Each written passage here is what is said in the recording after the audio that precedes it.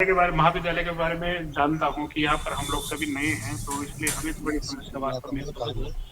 तो उत्तराखंड में हमने सोचा कि उत्तराखंड में ऐसे भी कई अन्य महाविद्यालय तो होंगे, जिन्हें इस प्रक्रिया को जानने की आवश्यकता होगी या वो चाहते होंगे कि कोई ऐसे व्यक्ति हों, जो हमें मार्गदर्शन कर सकें। तो इसके लिए मैं सबसे पहले हमारी जो यहाँ पे रिसोर्स पर्सन के रूप में प्रोफेसर श्रीवास्तव मैम हैं, जो कि प्रिंसिपल हैं गवर्नमेंट डिग्री कॉलेज नैनबाग से, तो उनका हार्दिक स्वागत करता हूँ।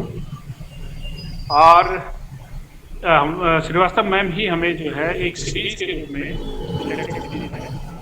कुछ लेक्चर्स देंगी, कुछ बताएंगे इसके बारे में, क्योंकि उनको बहुत अच्छा ज्ञान है इसके बारे में। तो हम आशा कर रहे हैं कि और लोग भी अभी जुड़ेंगे, तो थोड़ा सा 2-4 मिनट में हम इस कार्यक्रम को शुरू करेंगे। अभी 2 बज रहे हैं, तो तब तक मैं जितने भी लोग हैं यहाँ पे उन सबका हार्दिक स्वागत करता हूँ। हमारे महाविद्यालय के पूर्व प्राचार्य मेहरा सर भी हमें दिख रहे हैं, तो उनका भी स्वागत है। और अन्य कई लोग मैं देख पा रहा हूँ कि जुड़े हैं, लगभग 24-25 जुड़े हुए हैं, तो आप सबका स्वागत है। नैक के बारे में आपको सब अच्छी तरह से जानते ही हैं, फिर भी मुझे कहा गया है कि मैं थोड़ा सा इसका परिचय दे दूं। तो भारत सरकार सहित यूजीसी भी ये चाहती है कि सभी जो हायर एजुकेशन इंस्टीट्यूट्स हैं उनकी रैंकिंग हो, और सबको पता है कि नैक एक ऐसी संस्था है और उसके रैंकिंग के आधार पर ही हम लोगों का जो विद्यार्थी होते हैं उनको भी बड़ा फायदा होता है। कई बार ये चीज़ें अखबार पे भी आती है, मीडिया में आता है कि भाई पूरे विश्व भर के जो 200 विश्वविद्यालय हैं उनकी सूची में भारत का कोई भी विश्वविद्यालय नहीं होता है। ये तभी संभव है जब हम अपने स्तरों का उन्नयन करें, अपनी जो हमारी इंफ्रास्ट्रक्चर है, जो हमारे पास अन्य संसाधन है, उनका हम विकसित करें उनको। तो उसके आधार पर फिर नैक जो है हमें रैंकिंग देता है अनेक विश्वविद्यालयों को, महाविद्यालयों को।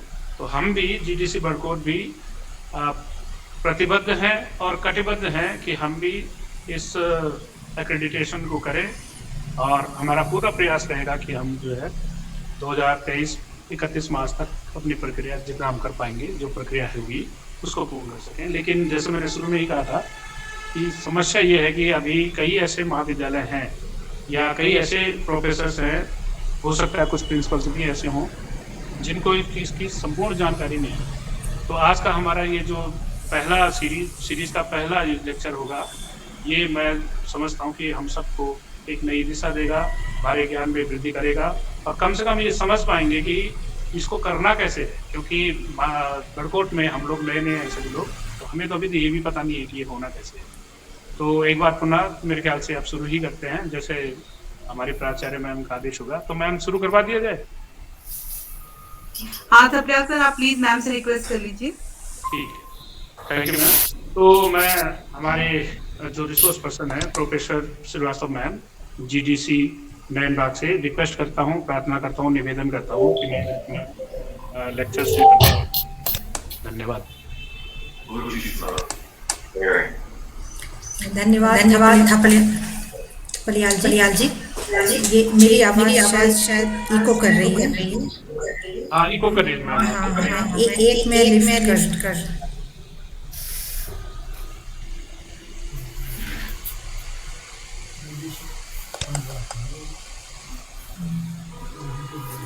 मैं इसी से करती हूँ।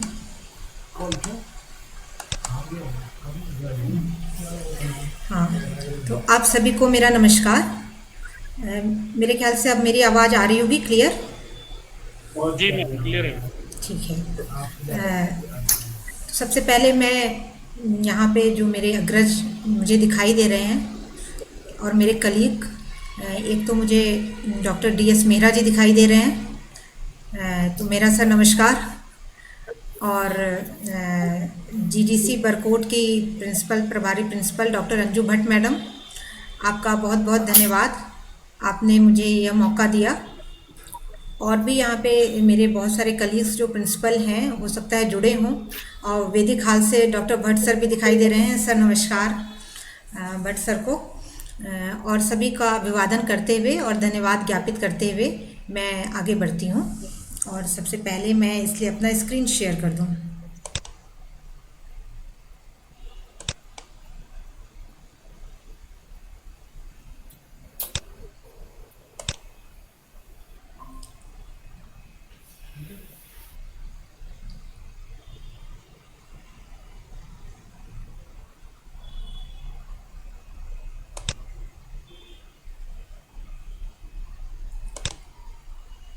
ये आप लोगों को दिखाई दे रहा है? जी मैम, दिखाई दे रहा है मैम। अच्छा ठीक है, एक मिनट।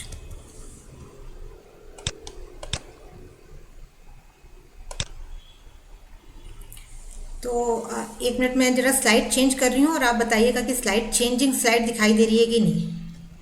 ये चेंजिंग स्लाइड दिखाई दे रही हैं आपको? जी मैम, दिख रही है मैम। ठीक है ठीक है। तो अब मैं स्टार्ट करती हूँ। तो जैसा आपको पता है कि आज हम लोग यहाँ पर नैक एक्रेडिटेशन प्रोसेस पे चर्चा करने के लिए एकत्रित हुए हैं और डॉक्टर थपलियाल जी ने थोड़ा परिचय दे दिया है कि what is NAAC. It is national assessment and accreditation council and it is an autonomous body of university grants commission.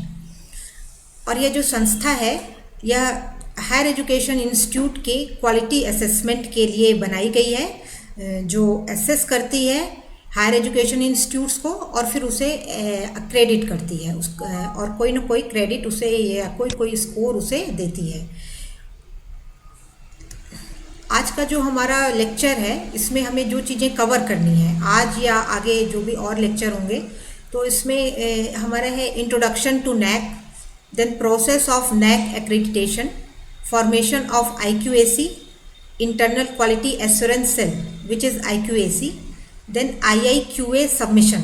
IIQA means it is the institutional information for quality assurance. Then SSR submission, self study report means SSR, data validation and verification, pre-qualifier score, student satisfaction survey SSS। तो इसको बढ़ते हुए इसमें हम लोग जो चीज़ें पहले लेक्चर में कवर कर पाएंगे उसे कवर करेंगे, नहीं तो आगे आगे इसे कवर करते जाएंगे। अब सबसे पहले नैक पे आ जाएं। तो नैक के बारे में आप लोगों ने काफ़ी कुछ सुन लिया है और नैक के क्या उद्देश्य हैं, क्या विज़न है, मिशन है, इसको आज हम लोग यहाँ पे चर्चा नहीं करेंगे क्योंकि ये सब कुछ पढ़ने की चीज़ें हैं। बहुत सारे डॉक्यूमेंट्स हैं, नैक की वेबसाइट पे जाएंगे तो बहुत सारे डॉक्यूमेंट्स मिलेंगे और भी आप लोग जानते होंगे। तो नैक संस्था का क्या काम है हम उसे नहीं डिस्कस करेंगे आज, बल्कि हम ये मान के चल रहे हैं कि हमें नैक प्रोसेस से गुजरना है और इस नैक प्रोसेस से गुजरने के लिए हमें जो करना है हम उसके संदर्भ में बातें करेंगे। तो सबसे पहले है to start with assessment and accreditation process. हमें ये भी ध्यान रखना है कि नैक भी अपना प्रोसेस समय समय पे बदलता रहता है। कुछ साल पहले तक ये ऑफलाइन प्रोसेस होता था, 3-4 साल 5 साल पहले तक, जिसमें हमें SSR बनाना पड़ता था और बना के फिर उसे प्रिंट आउट निकाल के उसकी एक फ़ाइल तैयार करके उसे बाई पोस्ट भेजा जाता था। लेकिन आज की तारीख में नैक पूरी तरह ऑनलाइन प्रोसेस है। एक भी कागज़ ऐसा नहीं होगा जो बाई पोस्ट नैक को भेजा जाए, जो सब होगा वो सारा कुछ ऑनलाइन ही होना है। तो इस ऑनलाइन प्रोसेस के लिए उसके अलावा भी जो इसकी टाइमिंग होती है कि हमें कब रजिस्ट्रेशन करना है, कितने समय तक रजिस्ट्रेशन कर लेना है, वो सारी चीज़ें भी नैक समय समय पे चेंज करता रहता है। तो बीच में एक बार ऐसा आया था कि 2 बार ही अप्लाई कर सकते हैं, साल में 2 बार ही अप्लाई कर सकते हैं, एक समय ऐसा भी था, पर आजकल ऐसा है कि किसी भी टाइम में अप्लाई कर सकते हैं। तो आप जैसे मान लीजिए जो कॉलेज अभी नैक की तैयारी करना शुरू कर रहे हैं और जब वो सच में अप्लाई करने जाएंगे तो एक बार फिर से वो ज़रूर जाके नैक की वेबसाइट को देखें कि करंट में उनके क्या रूल्स एंड रेगुलेशंस हैं। जो SSR है वो भी, उसका भी प्रारूप समय समय पे बदलता रहता है, बहुत नहीं बदलता है पर थोड़ा थोड़ा उसमें बदलाव आता है। जैसे कुछ की इंडिकेटर्स हो सकता है नए आ जाएं, कुछ की इंडिकेटर्स उसमें से रिमूव कर दिए जाएं। तो इन सारी चीज़ों को eight the time of the application एक बार पुनः चेक कर लेना चाहिए कि इस समय वर्तमान में क्या है। अब जो आज मैं डिस्कस करूंगी यहाँ पे, जो इस समय वर्तमान में है, मैं उसे ही डिस्कस करूंगी। इसको समझने के लिए सारे कॉलेज के लोग या जो भी इसमें इंटरेस्ट रखते हैं, और अब सबको रखना ही पड़ेगा, तो आप मैनुअल डाउनलोड करेंगे। इस समय भी एक नया मैनुअल है वहाँ पे, नैक की वेबसाइट पे जाएंगे तो नैक की वेबसाइट में जाके अप्लाई में चले जाएंगे, अप्लाई ऑनलाइन, और वहाँ पे फिर आपको मैनुअल्स दिखेंगे। उन मैनुअल्स में भी अलग अलग तरह के मैनुअल्स हैं, जैसे यूनिवर्सिटी के लिए अलग मैनुअल होगा, ऑटोनॉमस कॉलेज के लिए अलग मैनुअल होगा, और एफिलिएटेड कॉलेज के लिए अलग मैनुअल होगा। और अभी एक रिवाइज्ड मैनुअल 1 जून 2022 में जो आया है वो रिवाइज्ड मैनुअल है, मतलब जो जिस पे हम चर्चा करेंगे।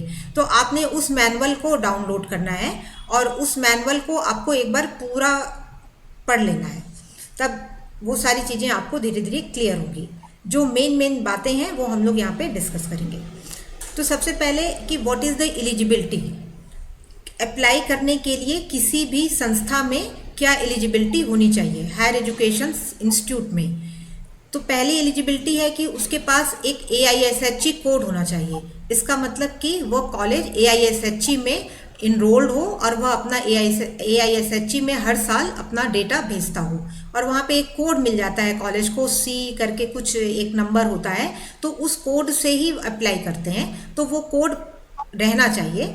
और AISHE में जो नाम है कॉलेज का, वही नाम से आपको यहाँ पे भी अप्लाई करना है। ऐसा ना हो कि आप वहाँ पे तो दूसरा नाम है कॉलेज का, जैसे वहाँ पे मान लीजिए फुल नेम लिखा है गवर्नमेंट करके और यहाँ पे GOVT लिख रहे हैं, तो ऐसा ना हो, हर जगह एक ही नाम हो, तो इसका भी ध्यान रखा जाता है। तो पहला तो एलिजिबिलिटी ये है, पहली एलिजिबिलिटी कि it should have AISHE code, and then second to pass batch, जो भी कोर्स ऑफर कर रहा है वो इंस्टीट्यूट, उसके 2 बैच निकल चुके हों या उसके 6 साल हो गए हों, तो जो भी पहले हो जाए तो वो इंस्टीट्यूट इसके लिए एलिजिबल हो जाता है। फिर जब रजिस्ट्रेशन करेंगे तो रजिस्ट्रेशन साल में किसी भी समय कर सकते हैं। नैक की वेबसाइट पे जाएंगे, वहाँ पे रजिस्ट्रेशन का लिंक आएगा, अप्लाई ऑनलाइन में जाएंगे, वहाँ रजिस्ट्रेशन का लिंक आएगा और वहाँ पे रजिस्ट्रेशन करेंगे। जिस टाइम में रजिस्ट्रेशन करेंगे उसी टाइम में फ़ीस सबमिट करनी पड़ेगी। जो फीस मैं बताऊँगी यहाँ पे वो एफिलेटेड कॉलेज के लिए बताऊँगी, और जो चर्चा भी करूँगी वो एफिलेटेड कॉलेज के लिए करूँगी। ऑटोनॉमस के लिए और यूनिवर्सिटी के लिए फ़ी वगैरह डिफरेंट हो सकती है या होगी। तो 25,000 प्लस 18% GST है जो नॉन रिफंडेबल होता है। तो at the time of registration ही ये फीस वहाँ पे जमा करनी होगी। ये सभी ऑनलाइन प्रोसेस ही होगा। उसके बाद हमें IIQA सबमिट करना होता है। IIQA means institutional information for quality assessment. ये जो IIQA होता है ये 4-5 पन्ने का ये एक फॉर्मेट होता है जिसमें इन कॉलेज की जो मेन बेसिक इंफॉर्मेशन है वो भरी जाती हैं। जब हम SSR भरते हैं तो उसमें पिछले 5 साल का डेटा भरते हैं, लेकिन जब हम IIQA भरेंगे तो उसमें जो करंट ईयर है, जिस साल में हम अप्लाई कर रहे हैं उस साल का डेटा भरेंगे। जैसे अगर उसमें पूछा जाएगा कि कितने बच्चे इनरोल्ड हैं, तो पिछले सालों के नहीं, इस साल में कितने बच्चे इनरोल्ड हैं वो भरा जाएगा। तो IIQA में प्रेजेंट साल का डेटा भरा जाएगा जो करंट ईयर है, जिस साल में हम अप्लाई कर रहे होते हैं।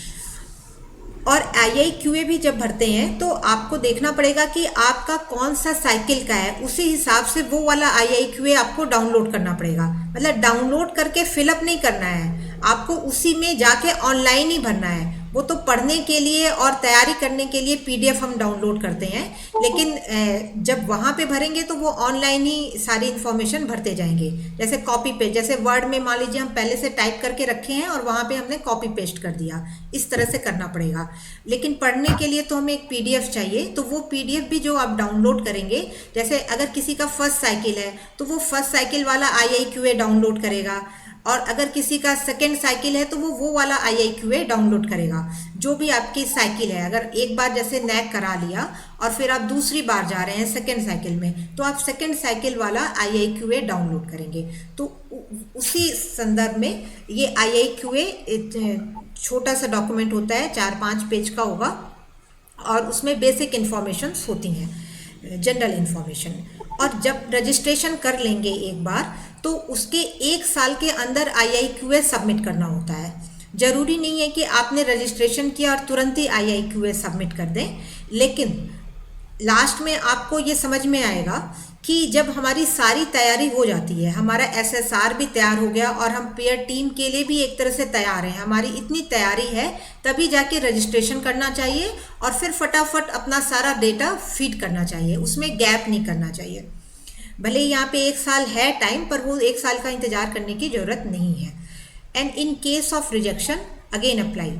मान लीजिए आपने IIQA सबमिट किया और वो IIQA के आधार पे उसमें कुछ कमी रह गई भरने में, तो NAC ने आपका IIQA रिजेक्ट कर दिया। तो अगर रिजेक्ट कर देंगे तो आपको फिर से दोबारा अप्लाई करना होगा उसी फीस में। एक बार जो फीस भर दिया 25,000 प्लस 18% GST, उसी फीस में 3 बार NAC मौका देती है। Total 3 attempts within a year with single fee. मतलब एक बार रिजेक्ट हुआ तो उसमें फिर आप करेक्शन कीजिए, वो बताएंगे भी आपको कि क्या है, और ये सब कुछ वो ऑनलाइन मतलब मेल के थ्रू ही बताएंगे। तो इसलिए एक प्रॉपर ईमेल जिसको हमेशा चेक किया जाता हो, ऐसा ईमेल होना चाहिए। और वो सारी चीज़ें सब कुछ वो भी ऑनलाइन आपको मतलब कि बताएंगे, और आपको भी जो भी जवाब देना है वो ऑनलाइन ही करेक्शन भी करना है। तो 3 अटेम्प्ट्स हैं विद इन 1 ईयर। अगर आप 3 बार अटेम्प्ट किया 1 साल में और उसके बाद भी IIQA नहीं पास हो पाया, तो ये फीस आपकी लैप्स कर जाएगी और फिर जब नेक्स्ट टाइम रजिस्ट्रेशन करेंगे तो फिर से नई फीस देनी पड़ेगी। इसलिए पहले IIQA तैयार कर लें अच्छी तरह से और उसके बाद ही फिर रजिस्ट्रेशन करेंगे। And after 1 year fresh apply with new फी।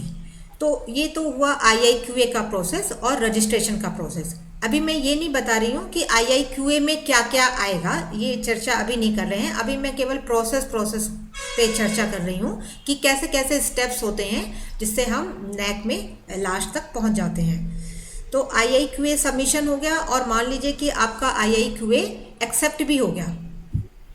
अब अगर IIQA एक्सेप्ट हो गया तो एक्सेप्टेंस के 45 डेज के अंदर ही फिर सेल्फ स्टडी रिपोर्ट को सबमिट करना होगा विथ द रिक्वायर्ड डॉक्यूमेंट्स।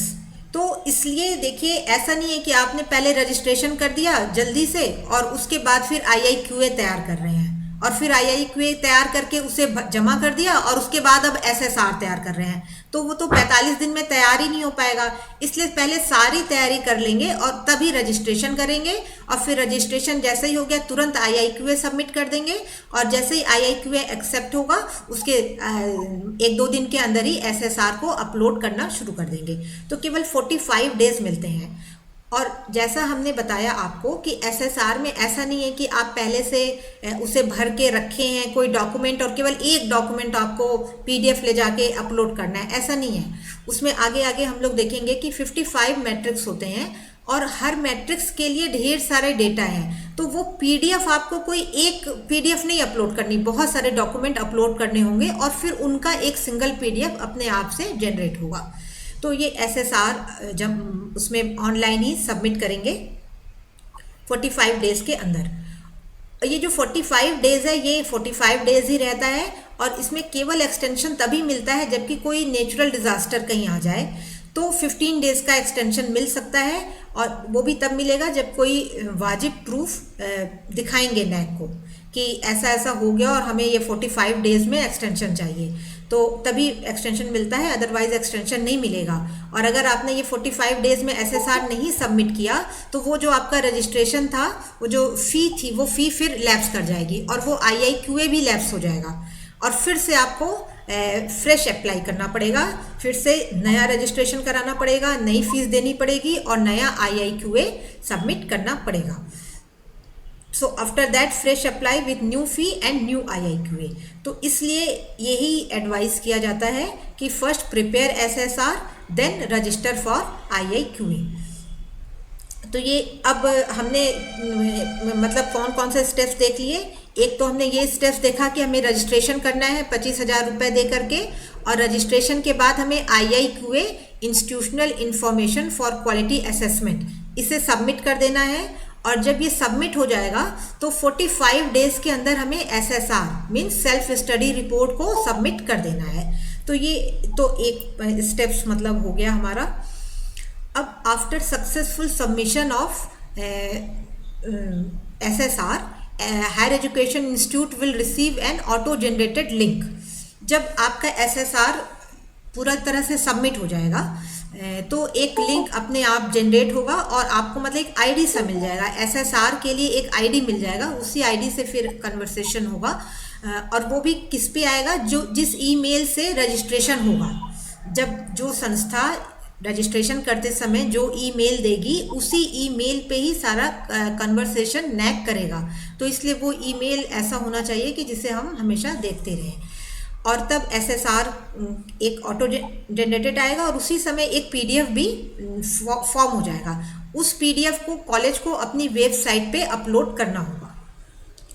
एक जो बहुत ज़रूरी बात है अब ऑनलाइन प्रोसेस में कि हमारा या जो भी इंस्टीट्यूट जा रहा है अप्लाई करने, उसका वेबसाइट बहुत स्ट्रांग होना चाहिए और एक्टिव होना चाहिए। जनरली क्या होता है कि हम लोग अपने कॉलेज की वेबसाइट बना देते हैं और फिर उस पर कुछ एक्टिविटी शो नहीं करते हैं, बस एक बार बना के उसे छोड़ देते हैं, उसे अपडेट नहीं करते हैं। लेकिन अब ऑनलाइन SSR में वेबसाइट बहुत ही इम्पॉर्टेंट है, क्योंकि वो सारी इन्फॉर्मेशन जो आप NAC को देंगे, SSR के समय भरेंगे, वो सारी इन्फॉर्मेशन वेबसाइट पे होनी चाहिए। आगे जब हम लोग ज़्यादा डिस्कशन करेंगे, डीप में जाएंगे, तो आप देखेंगे कि बहुत सारी इन्फॉर्मेशन के लिए जैसे SSR में एक स्टैंडर्ड ऑपरेटिंग प्रोसीजर है, SOP है, जो वो कहता है कि आपको इतने MB का ही डेटा यहाँ पे अपलोड करना है। पर अगर आपका डेटा उससे ज़्यादा है तो वो ये कहते हैं कि आप इस डेटा को अपने कॉलेज के वेबसाइट पे अपलोड कर दीजिए और उसका लिंक यहाँ पे केवल दे दीजिए, क्योंकि बहुत सारा डेटा हो जाएगा, बहुत सारी फ़ोटोज़ होंगी। उतना सारा अगर हम NAC में सारे इंस्टीट्यूट देंगे तो उनका सर्वर उतना शायद नहीं ले पाएगा। इसलिए बहुत सारी चीज़ों को वो ये कहते हैं कि आप अपने कॉलेज की वेबसाइट पे अपलोड कीजिए और उसका लिंक केवल हमें दे दीजिए ताकि हम वहाँ से उसे वेरीफाई करें। तो कॉलेज का वेबसाइट बहुत ही स्ट्रांग होना चाहिए, मतलब एक्टिव होना चाहिए, वो रेगुलर अपडेट होते रहना चाहिए। अब ये जो SSR है, जिसे हम सेल्फ स्टडी रिपोर्ट कहते हैं, इसके क्वालिटेटिव मैट्रिक्स हैं और क्वांटिटेटिव मैट्रिक्स भी हैं। कुछ क्वालिटेटिव मैट्रिक्स होते हैं, कुछ क्वांटिटेटिव होते हैं। क्वालिटेटिव मैट्रिक्स का मतलब ये हुआ कि वो मैट्रिक्स जिसके बारे में हमें 500 वर्ड्स में लिखना होता है। SSR जब आप पढ़ेंगे, मैनुअल पढ़ेंगे, तो जैसे एकदम जो पहला ही है, वो जो पहला बिल्कुल पॉइंट है 1.1.1 जो पॉइंट है, वो ये कहता है कि कैसे आपका सिलेबस को आप कैसे इम्प्लीमेंट करते हैं, क्योंकि एफिलेटेड कॉलेज तो सिलेबस बनाते नहीं है, वो तो केवल इम्प्लीमेंट करते हैं। तो कैसे आप इम्प्लीमेंट करते हैं, तो इसके बारे में जैसे 500 वर्ड्स में लिखना है, एक पैरा लिखना है। तो इस तरह के कई सारे क्वेश्चंस या कई सारे मैट्रिक्स होंगे जिसमें लिखने के लिए कहा जाता है एक पैरा में, और उससे संबंधित डॉक्यूमेंट को अपलोड करना होता है। ऐसे मैट्रिक्स को हम क्वालिटेटिव मैट्रिक्स कहते हैं। पर बहुत सारे ऐसे मैट्रिक्स होंगे जिसमें आंकड़े मांगे जाते हैं। जैसे पूछा जाएगा कि कितने बच्चों ने वैल्यू एडेड कोर्स किया, आपके यहाँ कितने वैल्यू एडेड कोर्स चल रहे हैं और कितने बच्चों ने उसे वैल्यू एडेड कोर्स किया, तो वहाँ पे एक टेम्पलेट होगा, उस टेम्पलेट में डेटा भरना होता है। तो वो बिल्कुल क्वांटिटेटिव है। जैसे अगर वो 10 नंबर का है तो 10 नंबर में आपको खुद ही पता चल जाएगा कि हमें 10 में से कितना नंबर मिलने वाला है, क्योंकि वो पूछेंगे कि कितना परसेंटेज है। अगर आप देखेंगे कि मेरा परसेंट तो 2 या 3% ही हो रहा है, 4% ही हो रहा है, मतलब कहीं बच्चा तो 3000 इनरोल्ड है, लेकिन वैल्यू एडेड कोर्सेज में पता चला केवल 100 बच्चा ही जा रहा है, तो परसेंटेज रिमूव हो, मतलब डाउन हो गया। तो ऐसे मैट्रिक्स को जो कि आंकड़ों पे आधारित हैं, उनको क्वांटिटेटिव मैट्रिक्स कहते हैं। तो वहाँ पे लिखा भी रहता है, मैनुअल में लिखा रहेगा कि which one is the qualitative matrix and which one is the quantitative matrix. तो ये दो तरह के मैट्रिक्स हैं। अब जो प्रेजेंट है, टाइम चल रहा है, उसमें क्वांटिटेटिव मैट्रिक्स पे ज़्यादा इम्फेसिस है। 62% जो मैट्रिक्स होंगे, टोटल 55 मैट्रिक्स होते हैं, टोटल 55 मैट्रिक्स में से 62% जो वेटेज है वो क्वांटिटेटिव मैट्रिक्स के लिए है और केवल 38% है वो क्वालिटेटिव मैट्रिक्स के लिए होता है। तो ये दो तरह के मैट्रिक्स हो गए। अब हमने SSR सबमिट कर दिया, और एसएसआर सबमिट होने के बाद हमारे पास एक लिंक आ गया कि आपका एसएसआर सबमिट हो गया है। तो अब क्या होगा नेक्स्ट स्टेप? नेक्स्ट स्टेप में अब हमें data validation and verification process से जाना होगा। इसके पहले एक बार फिर से फीस जमा करनी होगी। जैसे ही IIQA जब अप्रूव हो जाता है तो फिर से 50,000 प्लस GST जमा करना होता है। वो वाली स्लाइड अभी लास्ट में आएगी जिसमें सारे फी बताए जाएंगे। तो जैसे एसएसआर सबमिट हो गया तो एसएसआर में हमारे दो तरह के मैट्रिक्स हैं, एक क्वांटिटेटिव मैट्रिक्स है और एक क्वालिटेटिव मैट्रिक्स है। तो जो data validation and verification process है ये केवल क्वांटिटेटिव मैट्रिक्स के लिए होगा, मतलब जिसमें आपने आंकड़े शो किए हैं। ऐसे बहुत सारे क्वेश्चंस अभी अंदर अंदर हम लोग देखेंगे जिसमें आंकड़े पूछे जाते हैं। जैसे पूछा जाएगा कि कितने बच्चों ने स्पोर्ट्स में या कल्चरल प्रोग्राम में पार्टिसिपेट किया है, नंबर ऑफ द स्टूडेंट्स, कितनों ने इसमें अवार्ड्स या मेडल्स जीते हैं। तो ये सारी चीज़ें क्वांटिटेटिव हैं जिसमें क्वांटिटी का मतलब है। तो वो सारे डेटा का वो वेरिफिकेशन करते हैं और वो जो वेरिफिकेशन होता है वो भी ऑनलाइन है, वो थर्ड पार्टी करती है। तो वो कैसे करती है? वो कुछ इस तरह से करती है कि जैसे आपने अपने वेबसाइट पे जो चीज़ें अपलोड की हुई हैं तो हमेशा वो अपडेट होते रहना चाहिए। वो आपकी वेबसाइट को चेक करेंगे कि आपने जो चीज़ें अपलोड की हैं वो सही हैं कि नहीं। और भी वो जो थर्ड पार्टी है वो अलग अलग सोर्सेज से या AISHE में या NIRF में जो आप डेटा भेज रहे हैं वो सारे डेटा एक जैसे हैं कि नहीं। तो ऐसे अलग अलग सोर्सों से वो पता करते हैं कि आप जो डेटा भेज रहे हैं वो डेटा सही है कि नहीं, वैलिडेशन और फिर उसका वेरिफिकेशन ना, वो दोनों प्रोसेस होता है। और अगर वो सही है, आपने जो भेजा वो सही है, तो फिर उसमें वो कुछ ना कुछ स्कोर देंगे। जैसे जो 30 नंबर का है तो उसमें जितना स्कोर बनता है, जैसे आपके आंकड़े होंगे उसमें स्कोरिंग होती जाएगी।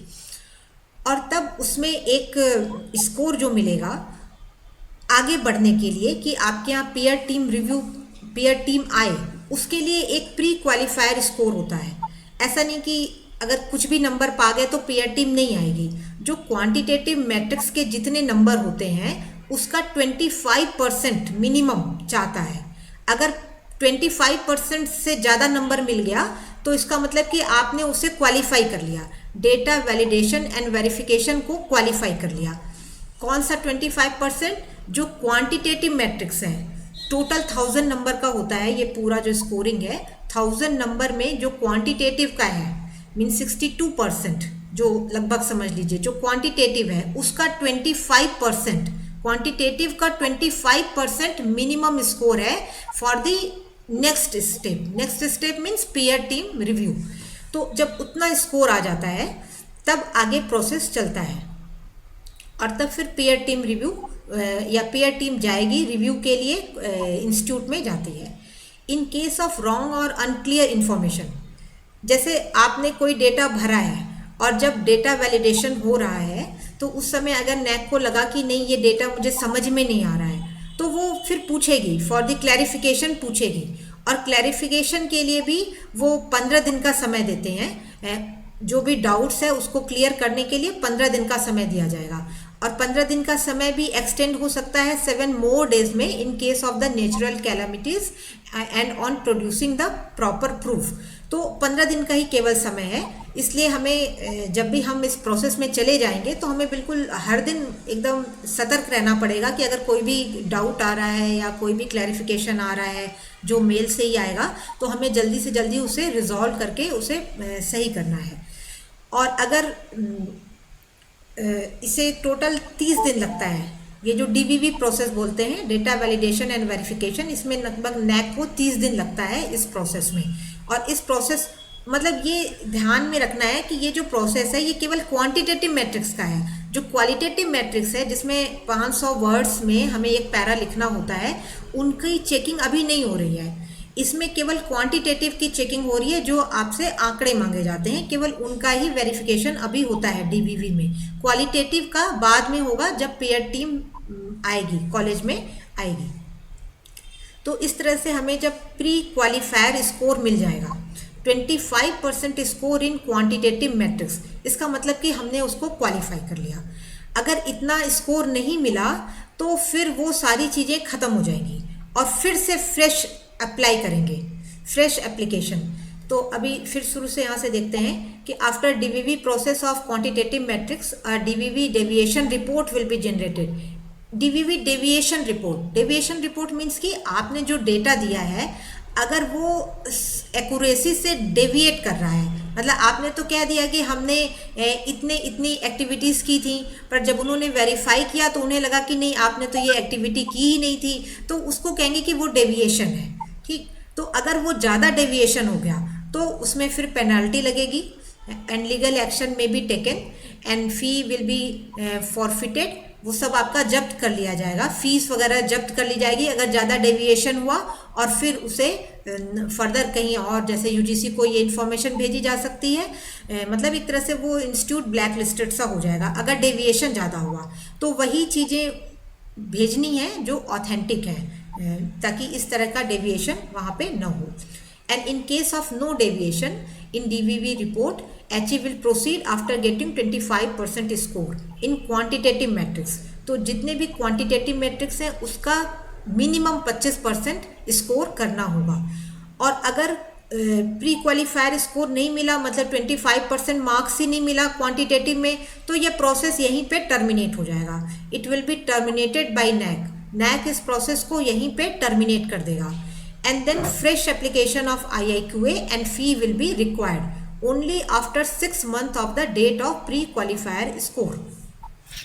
तो अगर 25% मार्क्स नहीं मिला, भले ही आपने पूरा SSR जमा कर दिया था और यहाँ तक आप 25,000 रजिस्ट्रेशन में दे चुके होते हैं प्लस GST 18% GST और प्लस 50,000 SSR जमा करने के पहले दे देते हैं। मतलब DVV प्रोसेस शुरू होने के पहले 50,000 प्लस GST और जमा कर देते हैं, और उतना करने के बाद अगर 25% स्कोर नहीं मिला तो वो सारी फ़ी लैप्स हो जाएगी और ये सारा प्रोसेस यहीं पे टर्मिनेट कर दिया जाएगा, और फिर अगेन फ्रेश एप्लीकेशन होगा IIQA का, फ्रेश फ़ी होगी, और वो सारी कुछ 6 महीने के बाद ही हो सकता है after the date of pre qualifier score. तो हमें इन सब चीज़ों का ध्यान रखना है कि जब हम रजिस्ट्रेशन करने जाएं, SSR करने जाएं, तो हमारी इतनी एलिजिबिलिटी रहे कि हम 25% स्कोर क्वांटिटेटिव में पा सकने लायक रहें, नहीं तो फिर कोई फ़ायदा भी नहीं है।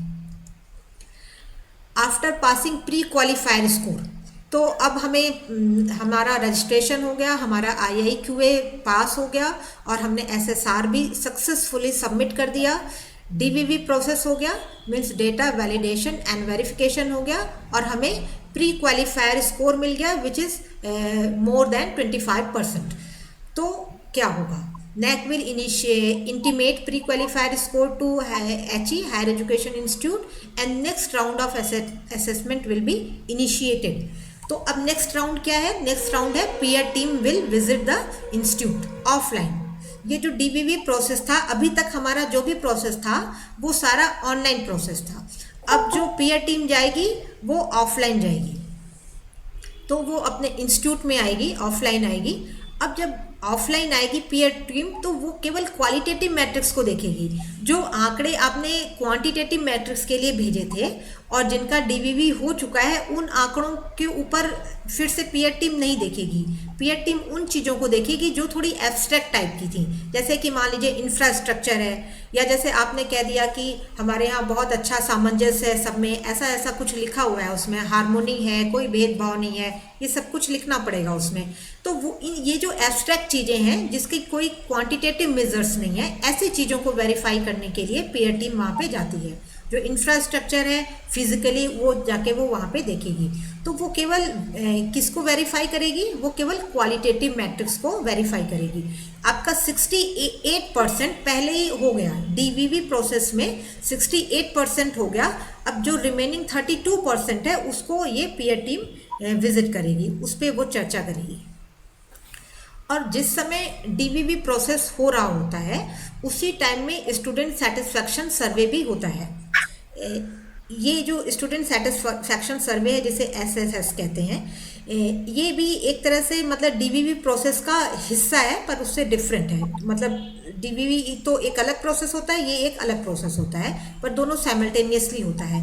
इसमें क्या होगा SSS प्रोसेस में कि जितने स्टूडेंट्स इनरोल्ड हैं उस साल जिस साल आपने IIQA सबमिट किया, मतलब करंट सेशन में जितने स्टूडेंट्स इनरोल्ड हैं उसमें से 50% स्टूडेंट्स का डेटा NAC को भेजना पड़ता है for the student satisfaction survey.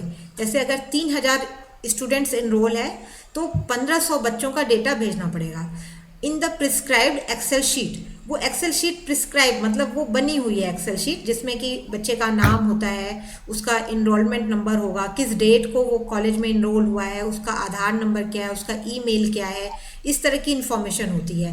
तो मिनिमम 50%, आप चाहें तो पूरे का भी भेज सकते हैं लेकिन कम से कम 50% का भेजना पड़ेगा। तो ये जो 50% बच्चों का ईमेल उनके पास पहुंचेगा, उन 50% बच्चों को वो एक क्वेश्चन भेजेंगे, ईमेल पे भेजेंगे, और उस क्वेश्चन में क्या होगा, 20 ऑब्जेक्टिव क्वेश्चंस होंगे और 1 सब्जेक्टिव क्वेश्चन होगा। तो ये जो क्वेश्चंस होते हैं ये जनरली स्टूडेंट्स से रिलेटेड जैसे होते हैं कि मतलब आपका सिलेबस कैसा हो रहा है, आपको जो फैसिलिटी दी जा रही है वो सही है कि नहीं, टीचर्स कैसा पढ़ा रहे हैं, लाइब्रेरी में क्या सुविधाएं हैं, कंप्यूटर की क्या सुविधाएं हैं, इस तरह के जो स्टूडेंट्स से रिलेटेड क्वेश्चंस हैं वो क्वेश्चंस इन क्वेश्चनर्स में जनरली होते हैं। और एक कोई सब्जेक्टिव क्वेश्चंस होगा। तो ये सारा ईमेल से भेजा जाएगा। और ईमेल जैसे उन्होंने 1500 बच्चों को ईमेल किया तो उन्हें वापस रिस्पांस मिलना चाहिए, और वो रिस्पांस कम से कम कितना मिलना चाहिए, या तो 10% और 100 विच एवर इज लेस। जैसे 1500 आपके यहाँ 3000 बच्चे हैं तो 3000 बच्चों में से 1500 बच्चों का डेटा आपने वहाँ पे भेज दिया, मीन्स उनका ईमेल आईडी वगैरह ये सब भेज दिया वहाँ पे। और तब उसमें से उन्होंने 1500 बच्चों को मेल किया, क्वेश्चनायर भेजा NAC ने। अब 1500 का 10% मतलब कि 150, तो कम से कम 150 या लेस मीन्स 100 बच्चों का वापस रिस्पांस NAC को जाना चाहिए। अब वो क्या रिस्पांस दे रहे हैं वो एक अलग बात है, वो मतलब कि इंस्टीट्यूट के हित में कह रहे हैं या उसके विरोध में कह रहे हैं वो एक अलग बात है, लेकिन रिस्पांस वहाँ पे जाना चाहिए। तो अगर इतना रिस्पांस वहाँ पहुँचेगा तभी वो इसको इवेल्युएट करेंगे। If response is less than the minimum metric will not be taken for evaluation, और इसमें एक तरह से 0 नंबर मिल जाएगा। ठीक है, तो बच्चों को हमें अवेयर करना जरूरी है कि क्योंकि बच्चे ज़्यादातर जो ये होते हैं वो ईमेल के यूज टू नहीं होते हैं, वो ईमेल बनाते नहीं हैं और ईमेल यूज़ नहीं करते हैं। तो उनको इस टाइम में जब हम इस प्रोसेस को करने जा रहे हैं तो हमें बच्चों को बताना पड़ेगा कि आपका ईमेल होना चाहिए और आप उस ईमेल को चेक करते रहें, और तब वो इसका रिस्पांस मतलब वापस NAC को जवाब जरूर दें। अगर जवाब नहीं देंगे, चाहे जो भी जवाब दें, पर अगर जवाब नहीं देंगे तो ये मैट्रिक्स में सीधे सीधे 0 नंबर मिलेगा और ये मैट्रिक्स इवेल्युएट ही नहीं होगी। इस समय अगर जब अप्लाई करते हैं NAC के लिए, जैसे रजिस्ट्रेशन कर चुके हैं, तो एक उन्होंने मॉक टेस्ट भी जनरेट किया हुआ है। Professor A.K. तिवारी सर ने प्राचार्य ग्रुप में उसे शेयर भी किया था, लेकिन अगर आप जाएंगे NAC की वेबसाइट पे तो फ्रंट में ही नज़र आ जाता है वो ब्लिंक करता हुआ सा मॉक टेस्ट फॉर SSR। पर उस मॉक टेस्ट में वही लोग जा सकते हैं जिन्होंने रजिस्ट्रेशन करा दिया है। जैसे जिसने अभी रजिस्ट्रेशन नहीं कराया है तो वो लिंक नहीं खुलेगा, क्योंकि वो लिंक पे क्लिक करते ही पूछता है पहले मतलब लॉगिन करने के लिए बोलता है। तो एक मॉक टेस्ट की व्यवस्था उसमें रहती है। जैसे आपने रजिस्ट्रेशन करा दिया तो वो मॉक टेस्ट से मतलब वो आप बच्चों में इसके लिए अवेयर कर सकते हैं, उन्हें स्टूडेंट सेटिस्फैक्शन सर्वे से अवेयर करा सकते हैं। तो ये प्रोसेस भी साथ साथ होता है। तो हमारा SSS प्रोसेस मतलब साथ में चला, DVV प्रोसेस साथ में चला, और अब पीयर टीम आ गई कॉलेज में। अब जब पीयर टीम आ जाएगी वो 3 महीने के अंदर विजिट करेगी। जब प्री क्वालिफायर स्कोर आ जाएगा तो उसके 3 महीने के अंदर में पीयर टीम विजिट करेगी। एंड डेज में वेरी 2 से 3 दिन के उनका विजिट होता है, और उसमें 2 से 5 एक्सपर्ट मेंबर्स होते हैं। ये डिपेंड करता है कि कितना बड़ा इंस्टीट्यूट है। अगर छोटा इंस्टीट्यूट है तो 2 दिन में ही हो जाएगा, बड़ा इंस्टीट्यूट है तो 3 दिन लगेंगे। और ये हमने पहले भी कहा आपको कि the peer team will look into qualitative matrix and abstract aspects. जो आंकड़े थे वो आंकड़े का पहले ही हो चुका है DVV प्रोसेस में, तो वो जो एब्स्ट्रैक्ट चीज़ें हैं उनको वो पीयर टीम देखेगी। फिर details of peer team will be disclosed before 3 days of visit. कौन से लोग आ रहे हैं इसको वो 3 दिन पहले ओपन करते हैं कि ये लोग आपके यहाँ जा रहे हैं। मतलब डेट तो मेरे ख्याल से कंफर्म हो जाएगी पहले ही, लेकिन कौन से मेंबर हैं वो 3 दिन पहले पता चलेंगे कि ये मेंबर आ रहे हैं। और अब जैसा कि मैनुअल में लिखा रहता है उस हिसाब से ये है कि all logistics TA DA honorarium will be paid by NAC to the peer team. Means institute को वो पीयर टीम को TA DA और लॉजिस्टिक वगैरह नहीं देना है, ऐसा NAC कहती है। HE need to add link in home page of their website for all the NAC records. This is very important. ये सबसे ज़्यादा important है। जैसे जब डेटा वैलिडेशन प्रोसेस होगा तो आपके वेबसाइट पे जो इन्फॉर्मेशन रहेंगी वो इतनी अंदर अंदर नहीं होनी चाहिए कि जो वेरीफाई कर रहा है वो वेबसाइट में ढूंढे जा रहा है और उसे वो चीज़ मिल ही नहीं रही है जो वो देखना चाह रहा है। तो जैसे आगे देखेंगे हम लोग कि इसमें बहुत ही सिस्टमैटिक वे में SSR होता है। जैसे 7 क्राइटेरिया हैं तो 1, फिर उसमें 1.1, फिर 1.1 में भी 1.1.1 होगा। तो आप सारे जो मैट्रिक्स हैं 55 मैट्रिक्स हैं उसका नंबर देते हुए वो सारे रिकॉर्ड वेबसाइट पे डालें, मतलब ये सबसे अच्छा तरीका है। जैसे 1.1.1 का ये रिकॉर्ड है, 1.1.2 का ये रिकॉर्ड है, ऐसे 2.1.3 का ये रिकॉर्ड है, बिल्कुल उसी तरह से, ताकि अगर कोई वेबसाइट को विजिट करता है तो उसे ढूंढना ना पड़े और उसको तुरंत ही वो सारी चीज़ें मिल जाएं। और ज़्यादातर एक बीच में कुमाऊं यूनिवर्सिटी के द्वारा हुआ था एक वेबिनार, तो उसमें NAC से वो रिसोर्स पर्सन एक जुड़ी थी, तो वो ये कह रही थी कि आपकी ज़्यादातर जो चीज़ें हों वो इंग्लिश में हो तो अच्छा होगा, क्योंकि जो थर्ड पार्टी वेरिफिकेशन होता है, अगर जैसे हमने हिंदी में बनाई है बहुत चीज़ें और वो उन्हें हिंदी नहीं आती है तो फिर वो आपसे पूछेंगे, और अगर इंग्लिश में रहता है तो वो थोड़ा ज़्यादा उनके लिए आसानी हो जाता है। तो अगर हिंदी में है तो उसका इंग्लिश वर्जन भी हो, तो ऐसा मतलब वो लोग चाहते हैं, तो ज़्यादा से ज़्यादा इसमें इंग्लिश का प्रयोग किया जाए तो मेरे ख्याल से अच्छा रहेगा। अब हम फ़ी स्ट्रक्चर पे आ जाएं, तो ये थोड़ा सा हमने पहले भी आपको बताया था कि जब रजिस्ट्रेशन करते हैं उस टाइम में जो फ़ी होती है वो 25,000 प्लस GST होगी, 18% GST, और इस रजिस्ट्रेशन कराया और फिर IIQA सबमिट कर देंगे। जब IIQA अप्रूव हो जाएगा तब हमें 1 लाख फीस देनी होती है। IIQA अप्रूव होने के बाद 1 लाख फीस देनी है प्लस 18% GST। तो इस 1 लाख का जो 50,000 प्लस GST है वो IIQA एक्सेप्टेंस के जस्ट बाद दे देंगे, and before uploading SSR। Means SSR आपका तभी अपलोड होगा जब ये 50,000 प्लस GST और जमा हो जाएगी। मीन्स 25,000 प्लस GST पहले जमा कर दिया रजिस्ट्रेशन के टाइम में, IIQA सबमिट किया, वो अप्रूव हो गया, तब 50,000 प्लस 18% GST देंगे और उसे भी और तब SSR को अपलोड करेंगे। और फिर जब प्री क्वालिफायर स्कोर मिल जाएगा, मीन्स अगर आपने क्वालिफाई कर लिया और अब पीयर टीम आनी है, तब 50,000 प्लस GST 18% GST और सबमिट करेंगे। अगर प्री क्वालिफाई नहीं किए तो ये 50,000 फिर सबमिट करने की ज़रूरत नहीं है, और तब फिर से यहाँ से प्रोसेस स्टार्ट होगा।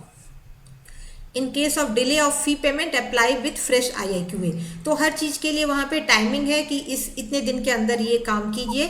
जैसे IIQA है तो IIQA के बाद 45 दिन मिलता है SSR के लिए, इसका मतलब कि आपको 50,000 plus GST and plus SSR ये सब 45 दिन के अंदर कर देना है। अगर नहीं कर पाए तो ये 25,000 भी गया, और फिर ये जब SSR हो गया, मीन्स आपको प्री क्वालिफायर स्कोर मिल गया, तो उसके बाद अगर आपने 50,000 नहीं जमा किया विद इन 15 डेज तो ये सारा पैसा भी गया और फिर से अप्लाई करना पड़ेगा। तो बहुत ही सतर्क रहने की ज़रूरत है कि हमें कब कब फीस जमा करनी है और कब कब हमें डॉक्यूमेंट देनी है। And in case assessment and accreditation process is withdrawn after uploading SSR and fee mentioned on HE website। जैसे मान लीजिए कुछ ऐसा हो गया कि किसी इंस्टीट्यूट ने रजिस्ट्रेशन कराया, उसने SSR भी जमा कर दिया, उसने फ़ी भी जमा कर दी, लेकिन उसके बाद उसको लगा कि नहीं हम इसको पूरा नहीं करा सकते हैं और वो विड्रॉ कर लेता है। तो अगर वो विड्रॉ कर लेता है तो जो पहले की फ़ीस जमा है वो तो जब्त हो ही जाएगी, मतलब वो वापस तो नहीं मिलेगी, लेकिन इस चीज़ को अपने वेबसाइट पे मेंशन भी करना पड़ेगा कि हमने उसे विड्रॉ कर लिया है, और फिर से 1 साल बाद फिर से नए सिरे से SSR को अपलोड करना पड़ेगा। तो ये हो गया। अब है असेसमेंट आउटकम। जब मतलब 3 लेवल का असेसमेंट हुआ, एक तो DVV प्रोसेस हो गया, स्टूडेंट सेटिस्फैक्शन सर्वे हो गया, and then peer team review या पीयर टीम भी आ गई कॉलेज में, तो जो वो असेस करेगी और उसका क्या आउटकम होगा। तो पार्ट 1 में पीयर टीम रिपोर्ट होती है, पीयर टीम रिपोर्ट में सेक्शन 1 में general information about institute, section 2 में क्राइटेरिया वाइज एनालिसिस होगा। आगे हम लोग देखेंगे कि इसमें 7 क्राइटेरिया होते हैं, तो क्राइटेरिया वाइज वो एनालिसिस करेंगे कि इस क्राइटेरिया में क्या अच्छा था और वो किस तरह से और इम्प्रूव कर सकते हैं। सेक्शन 3 में institutional strength, weakness, opportunity and challenges, इसको स्वॉट कहते हैं, या चैलेंजेस की जगह थ्रेट वर्ड भी यूज़ करते हैं तो उसे स्वॉट कहते हैं। तो ये एनालिसिस उनकी तरफ से की जाएगी, पीयर टीम की तरफ से की जाएगी। ये सारा पार्ट पीयर टीम का है जो वो अपने रिपोर्ट में देते हैं। फिर सेक्शन 4 होगा recommendations for quality enhancement of the institution. कुछ रिकमेंडेशंस भी देती है पीयर टीम 10-15 बुलेट्स में, पॉइंट्स में, कि ये चीज़ें ये और इम्प्रूव कर सकते हैं। तो ये सारा पार्ट 1 होगा। फिर पार्ट 2 में graphical representation based on quantitative matrix, means जो डीवीवी प्रोसेस हुआ था उसमें जो जो नंबर मिले हैं उसका ग्राफिकल रिप्रेजेंटेशन होगा। और जो पार्ट 3 होगा उसमें इंस्टीट्यूशनल ग्रेड शीट होगी, जो जैसे हमारी मार्कशीट होती है वैसे उसमें ग्रेड शीट होगी, क्राइटेरिया वाइज वहाँ पे और इंडिकेटर वाइज वहाँ पे ग्रेड शीट होगी। तो इस तरह से 3 पार्ट में ये पूरा जो असेसमेंट आउटकम होता है वो 3 पार्ट में बटा होता है। और ये सारी चीज़ किसके बेस पे होगी? Based on qualitative, quantitative indicators and student satisfaction survey. तो इस तरह रिपोर्ट जनरेट होगी। ये जो ग्रेड मिलते हैं नैक में ये भी चेंज होते रहते हैं। जैसे बीच में केवल ए बी सी ऐसे मिलता था, फिर बहुत पहले मतलब B plus B double plus था, फिर उन्होंने उसे चेंज कर दिया और केवल ए बी सी ला दिया। फिर आजकल फिर इस तरह का ग्रेड चल रहा है।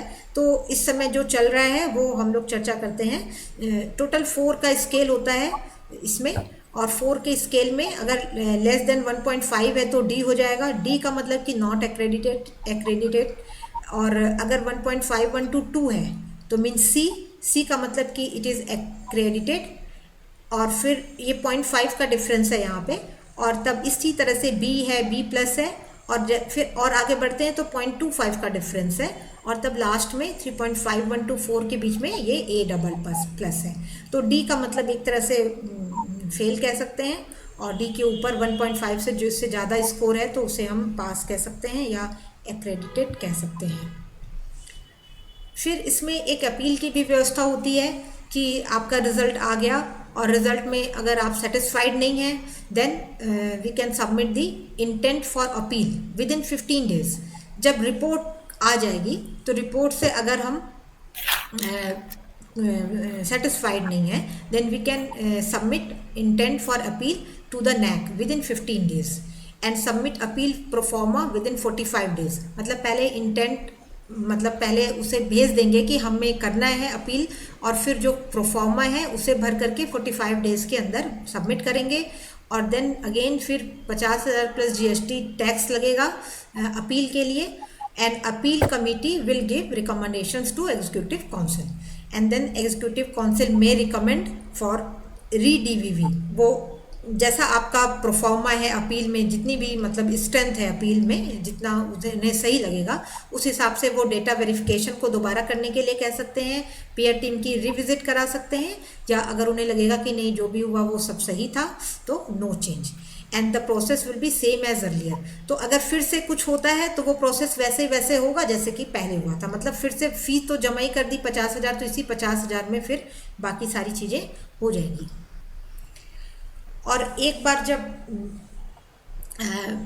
हो जाता है एक्रेडिटेशन तो तब IQAC का रोल आता है। हालांकि IQAC पहले से ही अब सेटल की जाती है। ये सारा काम एक तरह से IQAC करती है और NAC कमेटी करती है। और NAC एक्रेडिटेशन के बाद फिर IQAC देखती है कि वो जो क्वालिटी इन्हेंसमेंट के मेजर्स हैं वो इंस्टीट्यूट में चलते रहें। और फिर नेक्स्ट साइकिल के लिए submission of annual quality assurance report.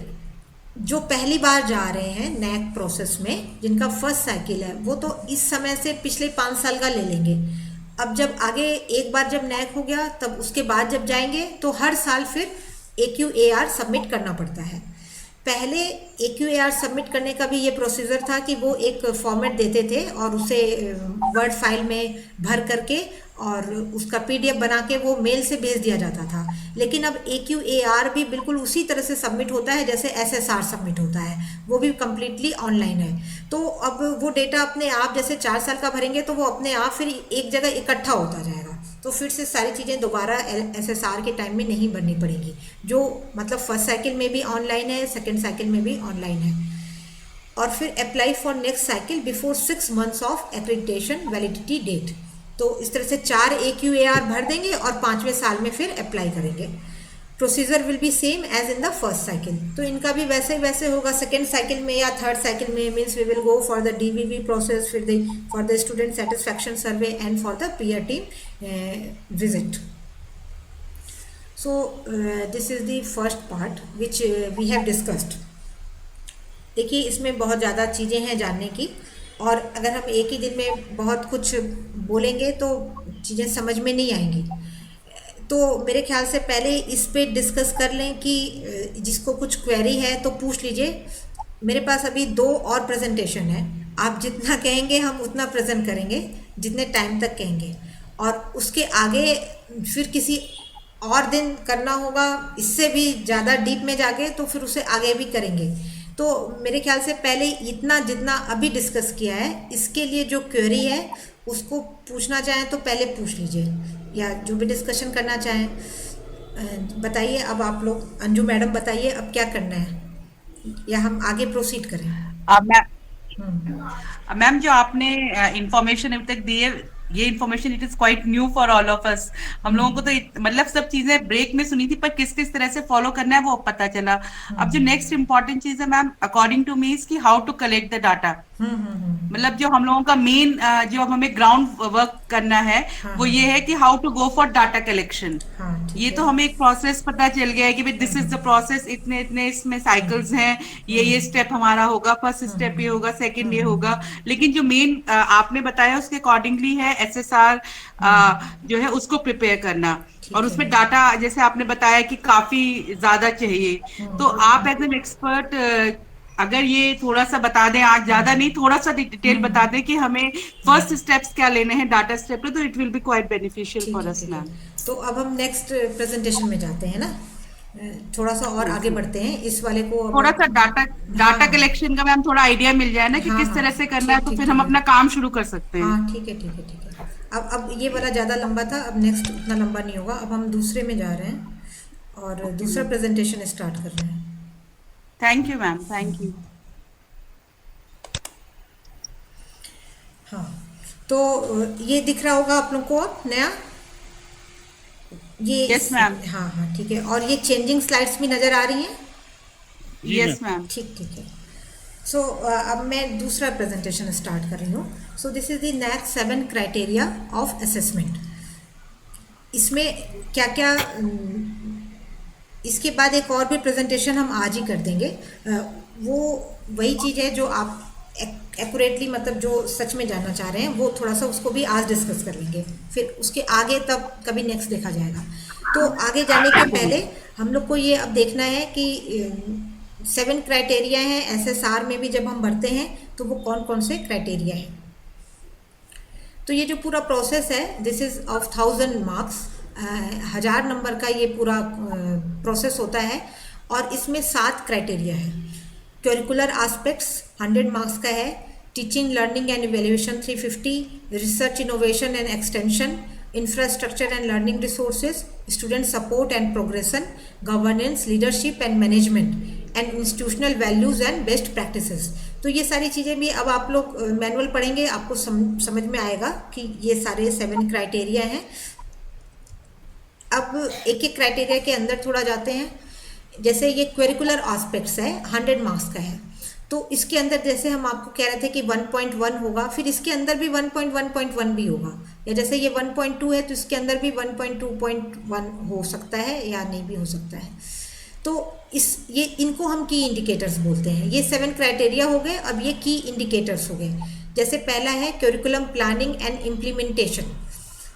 तो इसमें वो चीज़ें हैं, ये क्वालिटेटिव है, ये क्वालिटेटिव क्राइटेरिया है, जिसमें ये कहा जाता है कि 500 वर्ड्स में आप को प्लानिंग वाला पार्ट तो एफिलिएशन का है नहीं, क्योंकि प्लानिंग तो यूनिवर्सिटी का होता है, हमें इम्प्लीमेंट करना है।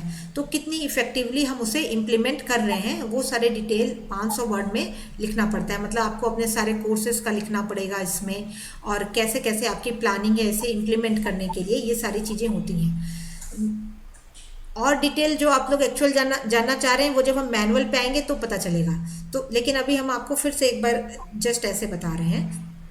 Academic flexibility, curriculum enrichment. Academic flexibility में ये आता है कि कितने तरह के कोर्सेज हैं आपके यहाँ, मतलब को करिकुलर कोर्सेज भी हैं, वोकेशनल कोर्सेज भी हैं, और भी कितने तरह तरह के कोर्सेज हैं, वैल्यू एडेड कोर्सेज हैं, ये सब एकेडमिक फ्लेक्सिबिलिटी में आता है। कितने ऑप्शंस आप स्टूडेंट्स को देते हैं। करिकुलम इनरिचमेंट मीन्स कि उसमें क्या क्या बातें हैं, उसमें इन्वायरमेंट के बारे में भी है, एथिक्स के बारे में है, जेंडर के बारे में है, वो सारी चीज़ें करिकुलम इनरिचमेंट में आती हैं।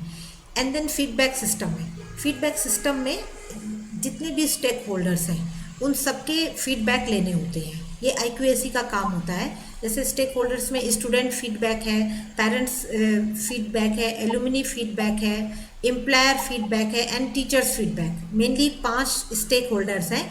तो उन सब के फीडबैक लेके पहले तो कलेक्ट करना है, फिर उसको एनालाइज करना है, और फिर उसको इम्प्लीमेंट भी करना है। जो फीडबैक का एनालिसिस करेंगे तो जो उसका आउटकम आएगा उसको इम्प्लीमेंट भी करना है। तो ये फर्स्ट क्राइटेरिया है। फिर सेकेंड क्राइटेरिया में आए, ये सबसे ज़्यादा मार्क्स का है, 350 मार्क्स का है। ये देखिए जो मार्क्स हैं, ये मार्क्स जैसे ऑटोनॉमस के लिए अलग होंगे, एफिलेटिंग के लिए अलग होंगे, यूनिवर्सिटीज़ के लिए अलग होंगे। सबके लिए टोटल 1000 ही रहेगा, लेकिन अंदर अंदर जो डिस्ट्रीब्यूशन है वो डिफरेंट होता है। तो आपके लिए ये ज़रूरी है कि आप अपना ही मैनुअल डाउनलोड करें। जो एफिलेटेड का मैनुअल है उसी मैनुअल को डाउनलोड करें। ये जो सेकेंड क्राइटेरिया है, इस सेकेंड क्राइटेरिया में ज़्यादातर चीज़ें क्वालिटेटिव हैं। इसमें ज़्यादातर चीज़ें क्वालिटेटिव होती हैं, और उसको केवल आपको डेटा उसमें कलेक्ट करना होता है, और ज़्यादा उसमें मतलब आप कुछ ज़्यादा कर नहीं सकते हैं। जैसे बच्चों का इनरोलमेंट है, तो बच्चों का इनरोलमेंट जो है वो है, उसमें आप कुछ मतलब छेड़छाड़ नहीं कर सकते हैं। जहाँ पे एक्टिविटीज़ करने की बात आती है वहाँ पे एक्टिविटीज़ कर सकते हैं। जैसे है कि अगर आपको लग रहा है कि हमारे यहाँ पब्लिकेशन कम हो रहा है तो पब्लिकेशन को बढ़ाया जा सकता है, मतलब टीचर्स ज़्यादा से ज़्यादा पब्लिश करें। अगर रिसर्च प्रोजेक्ट नहीं है तो हम नए रिसर्च प्रोजेक्ट लाएं। तो ये चीज़ें क्वांटिटेटिव में आती हैं, पर कुछ चीज़ें जो क्वालिटेटिव हैं या क्वांटिटेटिव भी हैं पर वो इंस्टीट्यूशन से रिलेटेड है, उसमें हम कुछ कर नहीं सकते। जो बच्चे हैं वही बच्चे हैं, स्टूडेंट टीचर रेशियो है जैसे वो वही रहेगा। टीचिंग लर्निंग प्रोसेस में वो पूछते हैं कि आप किस तरह से, मतलब स्टूडेंट सेंट्रिक होना चाहिए, this should be student centric, और कितनी वेराइटीज़ हैं आपकी, ICT कितना यूज़ कर रहे हैं, ये सारी चीज़ें इसमें आती हैं। फिर टीचर प्रोफाइल एंड क्वालिटी है, इसमें नेट गेट ये सब कौन कितनी PhD है, नेट है, गेट है, ये सारी चीज़ें मतलब उनका क्या क्वालिफिकेशन है, ये सारी चीज़ें आती हैं। Evaluation process and reforms, internal assessment और एक्सटर्नल असेसमेंट। एक्सटर्नल असेसमेंट में तो हम कुछ नहीं कर सकते हैं क्योंकि वो तो यूनिवर्सिटी कराती है। इंटरनल असेसमेंट को हम कितना स्ट्रॉन्ग बना सकते हैं वो चीज़ें इसमें हैं। फिर student performance and learning outcomes, इसमें सारे जो project course outcomes and programme outcomes, POs and COs। ये अब अच्छा है कि जो सेमेस्टर का सिलेबस है NEP के तहत, उसमें सारे सिलेबस में लिखा हुआ है programme outcomes and course outcomes, तो वो सारी चीज़ें वहाँ पे भी देनी पड़ेंगी। और इसी में फिर स्टूडेंट सेटिस्फेक्शन सर्वे आता है। जो अभी मैडम जानना चाह रही थी कि हम कैसे डेटा कलेक्शन करें, ये इसके बाद का पार्ट है। अभी मैं आपको एक इंट्रोडक्शन टाइप का दे रही हूँ कि कौन कौन से होते हैं। ये आप लोग पढ़ के भी आपको पता चल जाएगा मैनुअल में कि ये चीज़ें होती हैं। तो इस पर ज़्यादा देर नहीं करेंगे, इसको जल्दी जल्दी करेंगे। फिर research innovations and extension, resource mobilisation for research, तो इसमें रिसर्च ग्रांट आता है, सीधे सीधे रिसर्च प्रोजेक्ट की बात है ये। इनोवेशन इकोसिस्टम, इसमें ये भी पूछते हैं कि आपके यहाँ कोई इंक्यूबेशन सेंटर है, जैसे कि जो लोकल लोग हैं वहाँ पे जो लोकल उद्योग हो सकते हैं या जो लोकल चीज़ें हो सकती हैं उसको हम कितना प्रोमोट कर रहे हैं, या हम उसमें कोई कंसल्टेंसी दे रहे हैं या कोई हमने इंक्यूबेशन सिस्टम बना रखा है, वो चीज़ें इसमें आती हैं, इनोवेशन इकोसिस्टम में आती हैं। फिर रिसर्च पब्लिकेशन एंड अवार्ड्स, ये सारे इंडिविजुअल जो टीचर्स का है वो इसमें आएगा, जितना ज़्यादा होगा उतना ज़्यादा मार्क्स मिलेगा। एक्सटेंशन एक्टिविटीज़, इसमें कॉलेज काफ़ी कर लेते हैं, जैसे एनएसएस, एनसीसी, रोवर रेंजर और भी जो चीज़ें हैं वो सारी एक्सटेंशन एक्टिविटीज़ में आती हैं। और फिर कोलैबोरेशन में एमओयूज़ हैं, कोलैबोरेशन है, लिंकेज है, तो ये सारी चीज़ें जितनी ज़्यादा होंगी उसके मार्क्स यहाँ पे मिलेंगे। फिर फोर्थ है infrastructure and learning resources. Physical facilities means जो पूरा इंफ्रास्ट्रक्चर है हमारे पास, कितनी क्लासरूम है, उसमें कितनी आईसीटी की क्लासरूम है, स्पोर्ट्स के लिए क्या है, वो सारी चीज़ें इसमें हैं फिजिकल फैसिलिटी में।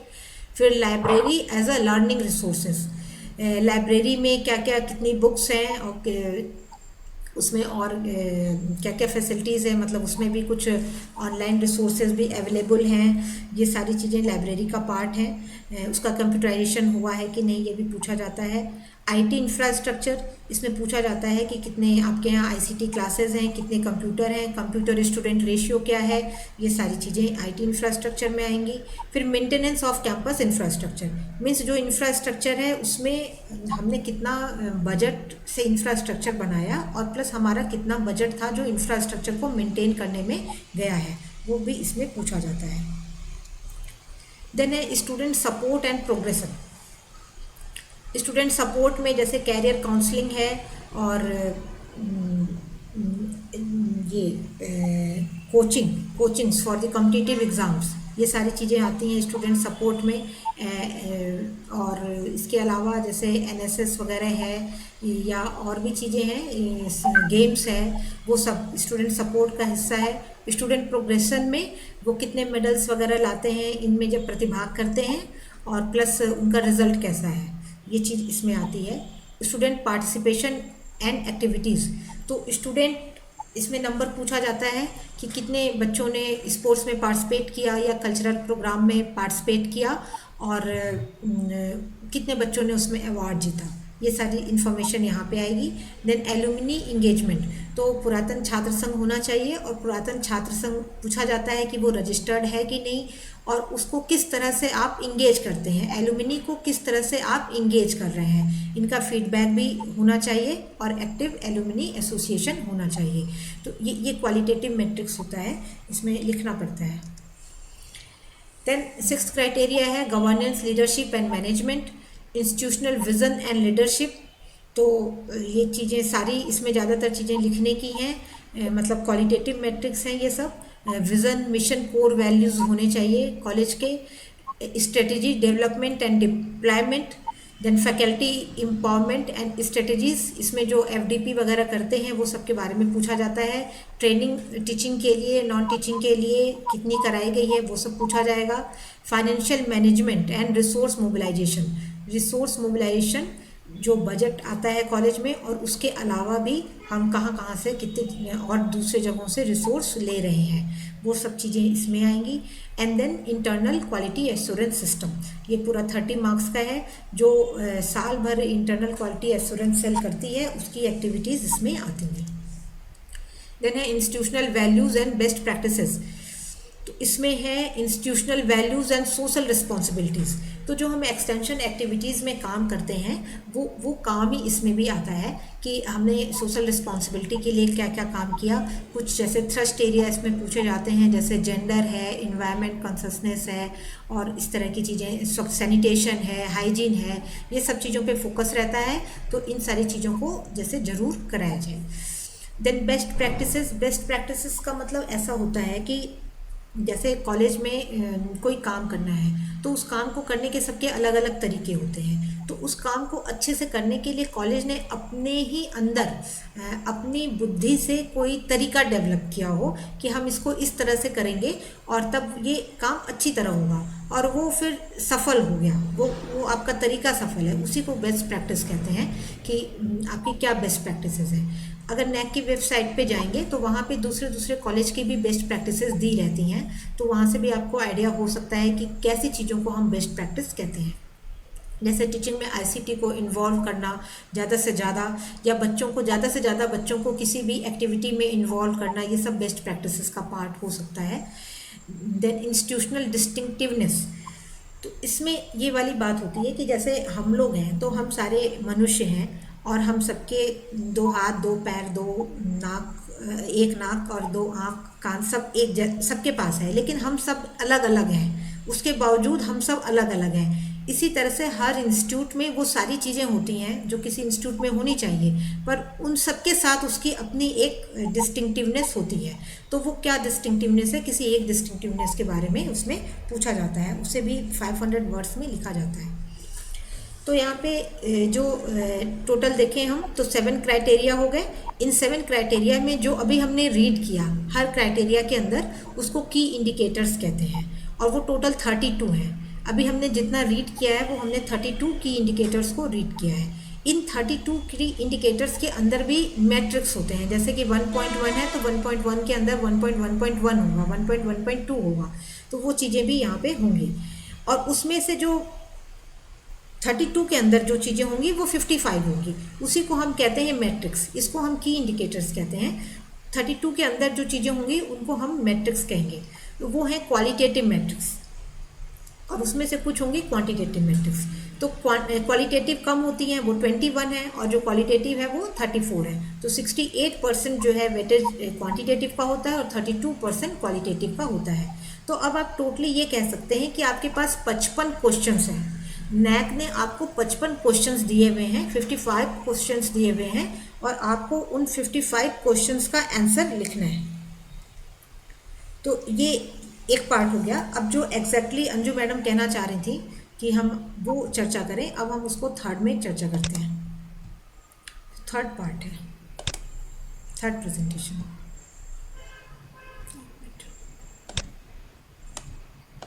मैम आप यू मस्ट बी टायर्ड इतना बोलने के बाद। If you want we can have a break of 5 minutes. नहीं, ऐसी कोई बात नहीं है, ब्रेक की ज़रूरत नहीं है। कंटिन्यू करते हैं, क्योंकि ऑनलाइन में ब्रेक में बड़ा अजीब सा हो जाता है कि क्या करें। Okay ma'am, okay ma'am. तो ये है जो मेरे ख्याल से आप लोग जानना चाहते हैं कि अब हमको वाकई करना क्या है। ये सही बात है, जो अभी तक हमने आपको बताया ये एक जानकारी की बात है और उसे भी जानना ज़रूरी है। लेकिन अब जब हम जा रहे हैं डेटा कलेक्शन के लिए, तो हमारी क्या स्ट्रेटजी होनी चाहिए। तो इसमें देखिए, जो लोग पहले से कर रहे हैं, जैसे जो लोग फर्स्ट साइकिल पूरा कर चुके हैं और सेकेंड और थर्ड साइकिल के लिए जा रहे हैं, तो उन्हें तो ज़्यादा जानने की ज़रूरत नहीं होती है, क्योंकि वो अवेयर हैं और उन लोगों ने जैसे पहले किया होगा वैसे अब करेंगे। उनके लिए डिफरेंस ये हो सकता है कि जब पहले उन्होंने कराया हो तो वो ऑफलाइन प्रोसेस हो, और जब अब कराने जाए तो वो ऑनलाइन प्रोसेस हो गया है। ये डिफरेंस हो सकता है। लेकिन मेरा जो फोकस है वो ज़्यादातर जो नए कॉलेज हैं जो अभी शुरू कर रहे हैं उनके लिए है ज़्यादा फोकस। तो important documents to be filled for NAAC, वो क्या क्या चीज़ें हैं, वो IIQA है, वो सेल्फ स्टडी रिपोर्ट है, then data templates and standard operating procedure. जब आप मैनुअल डाउनलोड करेंगे तो मैनुअल के साथ ही साथ आपको डेटा टेम्पलेट्स भी डाउनलोड करने हैं और स्टैंडर्ड ऑपरेटिंग प्रोसीजर भी डाउनलोड करना है, SOP। अभी हम आपको दिखा भी देंगे कि वो क्या क्या है। ये तो 3 चीज़ें आपके पास हो गई, एक तो मैनुअल हो गया, दूसरा डेटा टेम्पलेट्स हो गया, तीसरा स्टैंडर्ड ऑपरेटिंग प्रोसीजर हो गया। ये हम लोगों ने पहले डिस्कस कर लिया है, so I will skip this. हाँ, अब strategies to be followed for starting. जैसे अब आप जा रहे हैं, तैयारी करने जा रहे हैं, तो आप सबसे पहले IIQA को पढ़ लीजिए, एक बार पढ़ लीजिए इसको, अपने साइकिल का डाउनलोड करके उसको पढ़ लीजिए, but don't fill at present उसको, या भर भी लीजिए पर भर के बस रख लीजिए। ये ज़्यादा नहीं होता है, ये थोड़ा सा ही होता है। लेकिन जो मेन है वो SSR बनाना है, वो जो सबसे इम्पॉर्टेंट है। तो जब आप SSR डेटा जब आप कलेक्ट करेंगे तो आपके पास 3 डॉक्यूमेंट होना चाहिए। एक SSR मैनुअल होना चाहिए, और फिर टेम्पलेट्स होने चाहिए, और SOP होना चाहिए। ये तीनों को आपको एक साथ खोलना है, ठीक है। अब हम इसको स्किप कर रहे हैं और हम आपको दूसरा डॉक्यूमेंट दिखा रहे हैं। इसको मिनिमाइज करेंगे और आपको हम थोड़ा सा मैनुअल पे ले जा रहे हैं। पहले ये वाला देखिए, मैनुअल है, ये भी दिख रहा होगा आप लोगों को। मैम दिख रहा है, हाँ ठीक है, इट्स विजिबल। हाँ, तो इस मैनुअल में बहुत सारी चीज़ें हैं, ये सब आप लोग पढ़ लीजिएगा। लेकिन हम जाएंगे यहाँ पे जहाँ से आपको SSR करना है, उस पॉइंट पे हम जा रहे हैं। ये सब हम लोगों ने डिस्कस कर लिया है। अब इसके भी अंदर जाना है हमें। ये फीस का हो गया, जहाँ से आप SSR भरना शुरू करते हैं। तो कुछ चीज़ें तो देखिए उसमें एग्जीक्यूटिव समरी वगैरह होती है, वो सब तो सब लोग भर ही लेंगे, और जनरल इन्फॉर्मेशन एसएसआर में भी भरना पड़ता है, वो सब भी भर लेंगे। पर उससे ज़्यादा इम्पॉर्टेंट होता है जहाँ पे हम मैट्रिक्स में जाते हैं। जी, यहाँ से ये देखिए, ये इसको मैट्रिक्स बोलते हैं। जैसे हमने आपको की इंडिकेटर्स बताया, ये देखिए जैसे क्राइटेरिया 1 है तो ये तो इसी तरह से 7 क्राइटेरिया है, क्राइटेरिया 1 2 3 4 5 7। फिर इस क्राइटेरिया 1 में ये की इंडिकेटर्स हैं, करिकुलम प्लानिंग एंड इम्प्लीमेंटेशन। अब आप मैट्रिक्स में जाएंगे तो ये मैट्रिक्स है 1.1.1, इसमें लिखा है, ये एल लिखा है क्वालिटेटिव, क्यू एल का मतलब क्वालिटेटिव, और यहीं पे नीचे देखिए क्वांटिटेटिव क्यू एन लिखा है, क्यू एन का मतलब क्वांटिटेटिव। तो जहाँ भी क्वालिटेटिव लिखा होगा वहाँ पे लिखा होगा right description in a maximum of 500 words, ठीक है। तो 500 वर्ड में आपको इसका डिस्क्रिप्शन लिखना है, और इसका वैलिडेशन मतलब ये जो आपने लिखा है ये वाकई वहाँ है कि नहीं, ये तय करेगी पीयर टीम। जब पीयर टीम आएगी तब वो देखेगी कि ये जो चीज़ें आपने इसमें 500 शब्दों में लिखी हैं वो वाकई वहाँ कॉलेज में विद्यमान है कि नहीं। तो ये जैसे आपने ये खोल लिया 1.1.1, तो आपने 1.1.1 खोला और उसी के साथ में आपको साथ ही साथ टेम्पलेट्स भी खोलने हैं। तो टेम्पलेट्स भी, इसको भी मिनिमम, ये टेम्पलेट्स हैं, ये भी आपको वहाँ मिल जाएगा, नहीं तो मंजू मैडम को शेयर भी कर सकते हैं, हो सकता है आपने डाउनलोड भी कर लिया हो। ये भी नैक के वेबसाइट पे मिलेगा आपको। ये देखिए ये टेम्पलेट्स है, ये एक्सेल शीट है सारी, और इसमें जैसे 1.1 है तो हम यहाँ 1.1.1 में जाएंगे। तो अब देखिए यहाँ पे क्या लिखा हुआ है, ये भी नज़र आ रहा होगा आप लोगों को। हाँ तो Yes, ma'am. हाँ, तो वहाँ आपने मैनुअल में 1.1 खोला, और 1.1 टेम्पलेट्स में क्या है उसको देखिए। वो कह रहा है कि 1.1 में आपको ये डेटा देना है, number of students year wise during the last 5 year. तो हर साल में, जैसे जो आपका 5 साल है तो उस साल में 5 साल में जो साल था उस वो ईयर, बच्चे का नाम, उसका इनरोलमेंट नंबर और डेट ऑफ इनरोलमेंट, ये इस तरह से आपको इन्फॉर्मेशन कलेक्ट करनी है। ये चीज़ बहुत ज़रूरी है जो नए कॉलेज हैं, जो एसएसआर फर्स्ट टाइम बनाने जा रहे हैं, कि जैसे आपने केवल मैनुअल पढ़ लिया और मैनुअल में आपने कहा हमें डेटा देना है, आपने कुछ भी डेटा तैयार कर लिया और लास्ट में जब आप वहाँ भरने जाएंगे ऑनलाइन एसएसआर तो आप कहेंगे कि ये तो वो फॉर्मेट ही नहीं है जो हमने किया था, तो आपका टाइम बर्बाद हो गया। तो आपको 3 डॉक्यूमेंट एक साथ खोल के चलना है। जैसे एक डॉक्यूमेंट क्या है, जो एक तो मैनुअल खोलना है, दूसरा आपको ये खोलना है डेटा टेम्पलेट, और इसके अलावा फिर 1.1 जैसे आपने यहाँ पे देख लिया, और फिर वहीं पे आप देखेंगे ये एसओपी है, ये स्टैंडर्ड ऑपरेटिंग प्रोसीजर। अब इसमें भी जाइए 1.1 पे। ज़रूरी नहीं है कि इसमें हो ही 1.1, अगर है तो ठीक है, अगर नहीं है तो इसका मतलब कोई खास रिक्वायरमेंट है नहीं। ये यहाँ पे है 1.1, हम ऊपर जा रहे हैं, ये देखिए जैसे ये 1.1 इसमें नहीं लिखा है, इसमें ये लिखा है 1.2.1 के बारे में लिखा हुआ है। So let us go for the 1.2.1, या इसी को देख लेते हैं।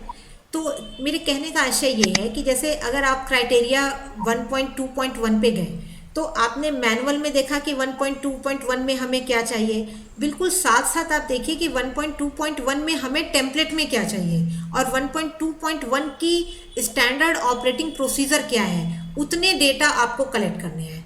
जैसे ये पूछ रहा है number of add on certificate और value added programmes offered during the last 5 years, तो ये सारी चीज़ें वो पूछ रहा है कि डिटेल्स ऑफ ईच प्रोग्राम, और मतलब ये जो चीज़ें लिखी हैं ये चीज़ें आपको देनी होंगी, इसी हिसाब से आपको अपनी तैयारी करनी है। फिर ये भी बताता है कि क्या चीज़ आपको अवॉइड करनी है, मतलब क्या चीज़ें आपको नहीं देनी है और क्या चीज़ें आपको देनी है, डीवीवी में वो आपको क्या पूछ सकता है, ये तैयारी आपकी होनी चाहिए। अगर आप इसको नहीं देखेंगे और आपने केवल मैनुअल देखा और मैनुअल के हिसाब से आपने दे दिया, और फिर जब वो मैनुअल डीवीवी प्रोसेस चलेगा तो वो आपसे अचानक कुछ पूछ देगा, वो आपकी तैयारी नहीं है, तो फिर वहाँ पे आपके लिए दिक्कत हो जाएगी, क्योंकि वहाँ पे दिन बहुत कम होते हैं। तो इसलिए आपको ये तीनों एक साथ देखना है। अब जैसे ये 1.2.1 है तो इसमें देखते हैं हम कि मैनुअल में 1.2.1 क्या था। ये है, देखिए 1.2.1 ये है,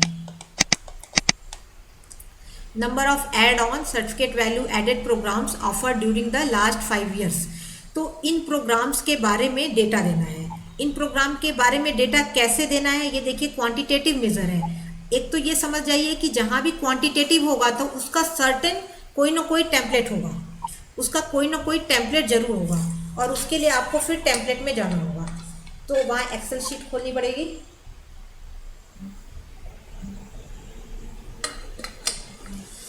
तो तुरंत जहाँ पे 1.2.1 में क्वांटिटेटिव आ गया तो यहाँ पे फिर एक्सेल शीट खोल लीजिए 1.2.1 की। ये देखिए है 1.2.1 की। तो अब 1.2.1 में क्या देना है, इस तरह से हमें देना है कि name of the programme, course code, if any, year of offering, number of times offered during the same year, duration of course, number of students enrolled in the year and number of students completing the course in the year. इस हिसाब से हमें हर साल का देना है। Year 1, year 2, मतलब जो आपके 5 साल हैं उन 5 सालों का ये है, year 2, year 3, year 4 and year 5। तो ये चीज़ जानना जरूरी है। और इसी के साथ में फिर इसका एसओपी क्या है, वो एसओपी को भी आपको जानना जरूरी है। तो जब आप इस तरह से डेटा कलेक्ट करेंगे तब जाके आपका एसएसआर, मतलब इस तरह का एसएसआर बनेगा कि उसमें आपको दिक्कत नहीं आएगी। तो एक तो ये इसकी स्ट्रेटजी होती है कि तीनों चीज़ को एक साथ लेके चलिए। तो इसमें इसलिए हमने लिखा है कि open SSR manual, templates and SOP simultaneously, एक साथ तीनों लीजिए। Then consider 1 by 1 each metrics in all the 3 documents simultaneously, एक साथ तीनों में देखिए, तब जाके आपका वो चीज़ पूरा होगा। वो जो मैट्रिक्स है वो तभी पूरा होगा जब आप मैनुअल के हिसाब से भी करें, एसओपी के हिसाब से भी करें और टेम्पलेट के हिसाब से भी करें।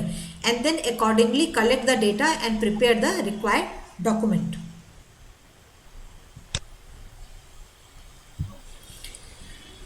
अब जैसे अगर आप बिल्कुल इस स्थिति में हैं कि आप शुरू कर रहे हैं, तो शुरू करने में आप ऐसी स्ट्रेटजी अपना सकते हैं कि पहले आप लोग, जैसे जो IQAC या जो NAAC की कमेटी है, वो सारे लोग एक साथ बैठिए और एक एक को पढ़ते जाइए, एक एक क्राइटेरिया को पढ़ते जाइए और उस क्राइटेरिया में देखिए कि कौन सा डेटा आपके पास अवेलेबल है और कौन सा अवेलेबल नहीं है।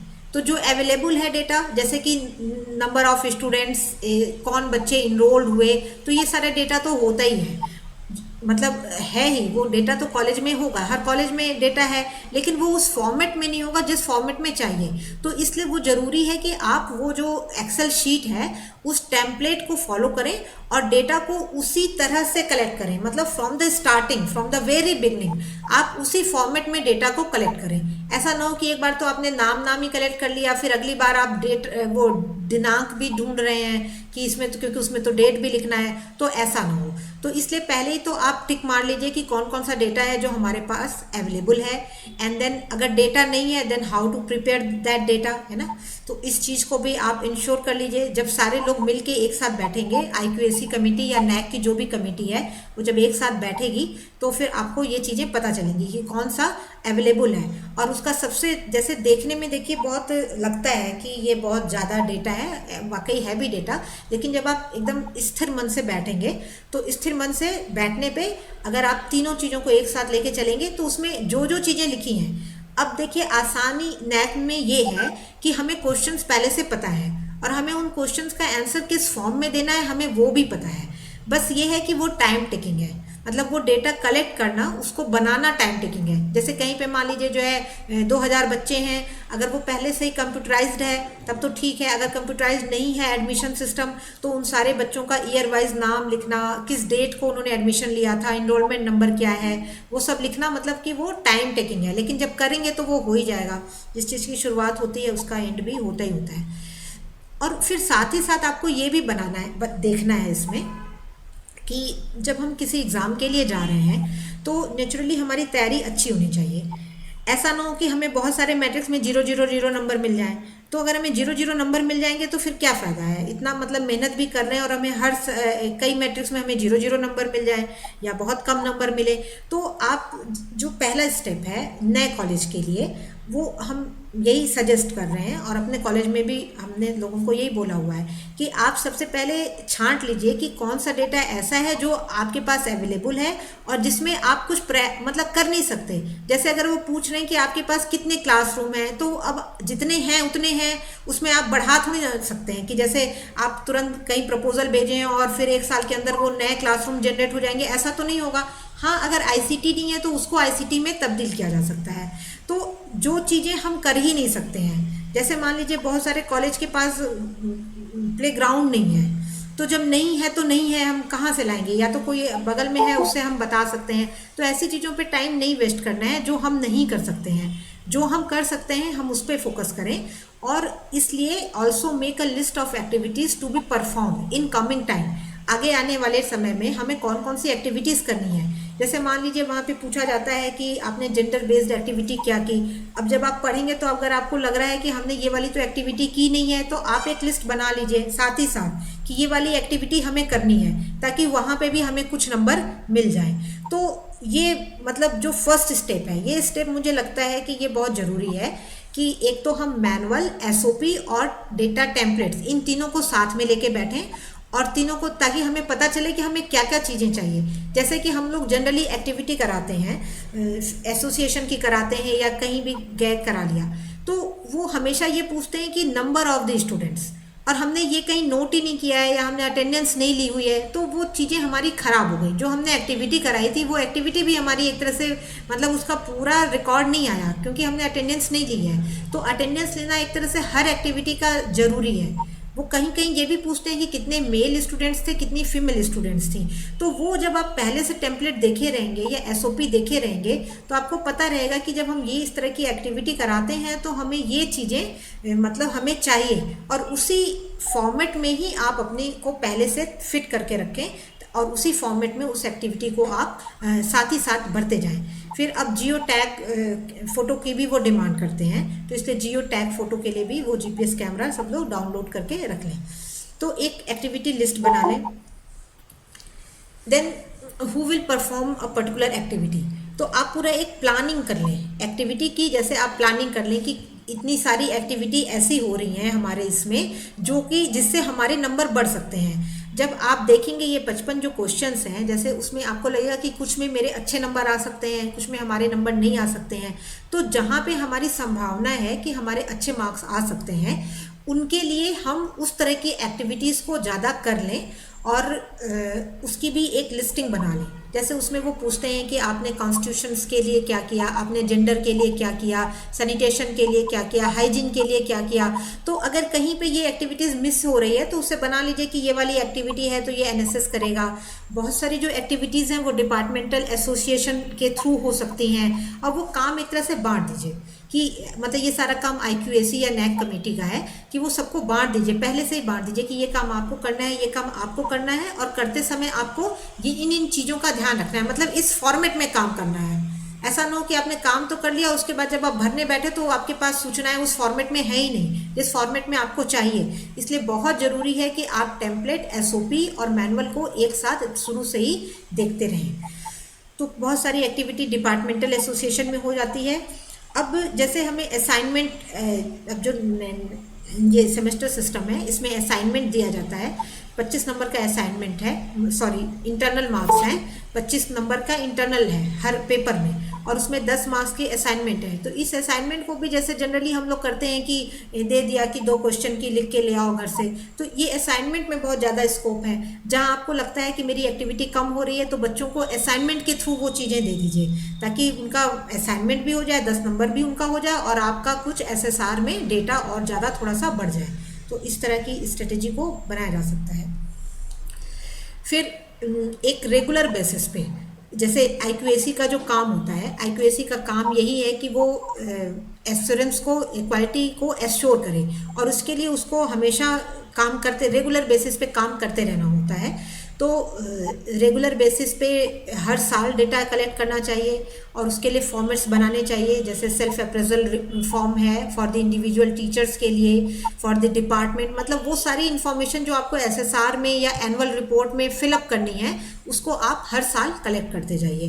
कमेटीज़ के लिए जैसे एनएसएस है तो उसमें क्या क्या काम हुआ उनसे आप फॉर्मेट में सूचनाएं मांगे। कैरियर काउंसलिंग है, लाइब्रेरी है, गेम्स है, कल्चरल है, तो ये सारा एनुअल बेसिस पे कलेक्ट करना चाहिए, क्योंकि जब वो जैसे IQAC का जो काम है उसके लिए जब पीयर टीम जैसे विजिट करती है तो वो ये सारी चीज़ें देखेगी कि जैसे आपका कितने कंटिन्यूएशन में काम हो रहा है। अगर कंटिन्यूएशन में हमेशा काम होता है तो उसमें ज़्यादा मार्क्स मिलने की संभावना होती है। फिर assure that all the required data are included in the format, means जो जो आपको SSR में भरना है वो सब जब आप सूचनाएं मांगते हैं लोगों से तो वो सारा डेटा उससे मिल जाए। ऐसा फॉर्मेट बनाइए कि वो सारी सूचनाएं आपको मिल जाएं। कहने का आशय ये है कि अगर आपको टेम्पलेट में पता है कि आपको वहाँ पे नंबर ऑफ गर्ल्स स्टूडेंट्स और नंबर ऑफ बॉयज़ स्टूडेंट देना है तो आप उनसे इसी तरह से सूचना मांगिए कि अगर ये एक्टिविटी हुई थी तो उसमें कितने गर्ल्स स्टूडेंट ने पार्टिसिपेट किया, कितने बॉयज़ स्टूडेंट ने पार्टिसिपेट किया, और उनका जो अटेंडेंस शीट है। और हर सेशन में, हर नए सेशन में इसको कलेक्ट करना चाहिए। मतलब जैसे समर ब्रेक के बाद जैसे ही कॉलेज खुलता है वैसे ही ये सारी इन्फॉर्मेशन को कलेक्ट कर लेना चाहिए। और फिर NAAC ने एक वो भी बनाया हुआ है कि 1 जून टू 31 मई तक ये जो सेशन होता है ये एक एकेडमिक सेशन माना जाता है। 1 जून से 31 मई तक का जो सेशन है वो SSR फिलअप करने के लिए है। जो फाइनेंशियल होता है वो 1 अप्रैल से 31 मार्च तक होता है, और जो रिसर्च पब्लिकेशन के लिए है वो 1 जनवरी से 31 दिसंबर तक का है, क्योंकि नई UGC केयर लिस्ट फिर अगले साल आती है। तो ये 3 हैं। इसी हिसाब से आपको एकेडमिक से इसी सेशन के हिसाब से डेटा ईयर वाइज कलेक्ट करनी है। Then make calendar for activities to be perform with time specification. एक सेकेंड है, 1 मिनट जरा सा, 1 मिनट। हाँ हेलो, हाँ हाँ बोलिए। हाँ अच्छा अच्छा, ठीक ठीक ठीक ठीक है, चलो ठीक है। फिर तो हम थोड़ी देर बाद फिर करते हैं फोन है आपको, ठीक है? अच्छा ठीक ठीक ठीक ठीक। तो ये सारी एक्टिविटीज़ का एक कैलेंडर बना लीजिए कि हमें क्या क्या एक्टिविटीज़ करनी है। SSR जो बिल्कुल भरने जा रहे हैं तो उनमें जहाँ जहाँ कमियाँ हैं उनकी एक्टिविटी का बना लीजिए कैलेंडर कि हमें ये एक्टिविटी है, मतलब ये कॉलम है जहाँ पे हमारे मार्क्स कम हो रहे हैं और उनको हम बढ़ा सकते हैं। तो उन एक्टिविटीज़ के लिए एक टाइम स्पेसिफिकेशन के साथ एक कैलेंडर बना लीजिए। और सारी जो भी एक्टिविटी होती है तो उसका रिकॉर्ड रखना है according to template of NAAC। मतलब वो जो एक्सेल वाला टेम्पलेट है उसमें जिस फॉर्म में सूचना देनी है उसी फॉर्म में आपको सारे रिकॉर्ड रखने हैं। और जियो टैग फोटो होनी चाहिए, मीडिया कवरेज, अटेंडेंस भी बहुत ही ज़रूरी है। तो अब ये सारी चीज़ें कैसे करेंगे आप? तो करने के लिए ज़रूरी है कि आप बैठें, पूरी कमेटी बैठे, और जो बिल्कुल तैयारी में आ गए हैं IQAC या NAAC की जो भी कमेटी है वो एटलीस्ट 1 आवर, और लेकिन जो बिल्कुल तैयारी में आ गए हैं उनको और ज़्यादा बैठना पड़ेगा। डेली बैठिए और फिर पहले तो आप लिस्टिंग कर लीजिए कि आपको नया क्या करना है और कहाँ पे डेटा कलेक्ट करना है। तो 2 आपकी डिफरेंट चीज़ें हो गई। एक तो वो चीज़ हो गई जो आपके पास ऑलरेडी डेटा है और बस उसको केवल अब कलेक्ट करना है, और फिर एक दूसरा पार्ट ये हो गया कि साथ साथ में आपको कौन सी नई एक्टिविटी भी करनी है। और तब फिर आप IQAC के अंदर फिर और कमेटी बना लीजिए। जैसे कि 7 क्राइटेरिया है, तो जनरली जो बड़े कॉलेज हैं जहाँ पे ज़्यादा लोग हैं उसमें यही होता है कि आप 7 कमेटी बनाइए। 7 क्राइटेरिया हैं तो आप 7 कमेटी बना दीजिए। अलग अलग क्राइटेरिया के लिए अलग अलग कमेटी बना दीजिए।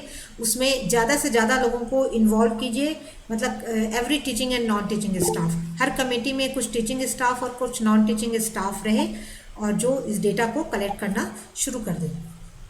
लेकिन एक टाइम बार बना लीजिए कि कितनी देर में क्या हो जाना चाहिए, कितने टाइम में क्या हो जाना चाहिए। तो ये सारी बातें थी जो हमको कहनी थी। और अब जो डेटा कलेक्शन है वो तो डेटा मतलब बैठ के करना ही पड़ेगा, और उसमें चूँकि अब मैनुअल में बहुत सारी चीज़ें लिखी हुई हैं कि कैसे कैसे करना है। अगर उस मैनुअल में लिखा हुआ कुछ नहीं समझ में आ रहा है कि, या टेम्पलेट में जैसे लिखा है कि ये भरना है वो नहीं समझ में आ रहा है, तो उसको बहुत ही स्पेसिफाइड होके पूछा जा सकता है कि इस की इंडिकेटर में या इस मैट्रिक्स में, जैसे 3.1.2 मैट्रिक्स है, इसमें ये लिखा है और इसमें अब हमें क्या भरना है ना। अब इस तरह की बातें होंगी। तो अब मेरी तरफ से ये पूरा हो गया। अब आप लोग पूछिए कि आप लोग जो जानना चाहते हैं आपको वो सूचनाएं मिली कि नहीं मिली इस लेक्चर में। तो आपके ऊपर है डिस्कशन के लिए। अब डॉक्टर थपलियाल प्लीज कंटिन्यू। जी मैम, थैंक यू मैम, आपने बहुत ही बढ़िया लेक्चर दिया है। और सच बताएं तो हम लोग तो बिल्कुल भी अनभिज्ञ थे इसमें, और आज हमें काफ़ी एक आउटलाइन मिल गई है कि हमें करना क्या है। जी जी। और अब हम पूरा प्रयास करेंगे कि इस पर कार्य शुरू किया जाए, और आशा है जितने और लोग भी जुड़े हुए थे, अभी भी 40-45 लोग जुड़े हुए हैं, तो उनको भी काफ़ी कुछ इसमें समझ में आया होगा, और एक रोड मैप बन गया, मिल गया हमें कि हमें करना क्या है। तो बहुत बहुत धन्यवाद मैम मेरी तरफ से। सर लेकिन questions के लिए पूछ लीजिए, if somebody want to ask any हाँ, queries, any questions. अब मेरे ख्याल से एक कुछ मैं ये कहना चाह रही हूँ कि मतलब अब इसके आगे एक चीज़ तो हमने जैसे पूरा ही बता दिया एक तरह से ना। अब अगर इसके आगे कोई ज़रूरत है कि हमें क्या मतलब बताना चाहिए, तो फिर आप सेकंड लेक्चर मतलब रख सकते हैं, और नहीं तो अगर नहीं ज़रूरत है तो मेरे ख्याल से इतना काफ़ी है। तो जैसे आप लोग की आगे इच्छा होगी, पर अब हमें बताइए स्पेसिफिकली कि हमें क्या बताना है ना, क्योंकि अब देखिए ऐसा हो गया है कि ये चीज़ें मतलब जब आप करेंगे तो आपको समझ में आएगी, जब तक करेंगे नहीं तब तक समझ में नहीं आएगी। और फिर जो क्यूरीज होंगी आपकी, जो सिंसियर लोग हैं उनकी क्यूरीज भी बहुत ही स्पेसिफिक होगी। स्पेसिफिक इसी तरह की होगी जैसे वहाँ पे लिखा है कि डेट, तो वो कौन सा डेट भरना है ना। इनरोलमेंट तो इनरोलमेंट कॉलेज का है कि इनरोलमेंट यूनिवर्सिटी का होगा। ऐसी ऐसी बातें अब आपके दिमाग में आएंगी जब आप एसएसआर सच में फिल करेंगे, तो वो चीज़ें फिर आप इंडिविजुअली मतलब उसको नोट करके इंडिविजुअली भी ऐसे भी पूछ सकते हैं, अलग अलग इंस्टीट्यूट जो भी, और मतलब हमसे नहीं जो भी लोग हैं और जानकार लोग हैं, तो अब आपकी क्वेरीज इस टाइप की होंगी। और लेकिन करने का मतलब एक आपको जैसे पता चल गया कि आपकी क्या स्ट्रेटजी होनी चाहिए। ठीक है, तो चलिए जी पूछिए मैम, जी किसी को बिल्कुल। और कुछ पूछना है तो तो। मैम हम ऐसा लग रहा है Dr. कि Andruti Shah wants to ask something, sir. Andruti Shah कुछ कहना चाह रही हैं, please. Thank you so much, ma'am. It was a very extensive and very brief lecture.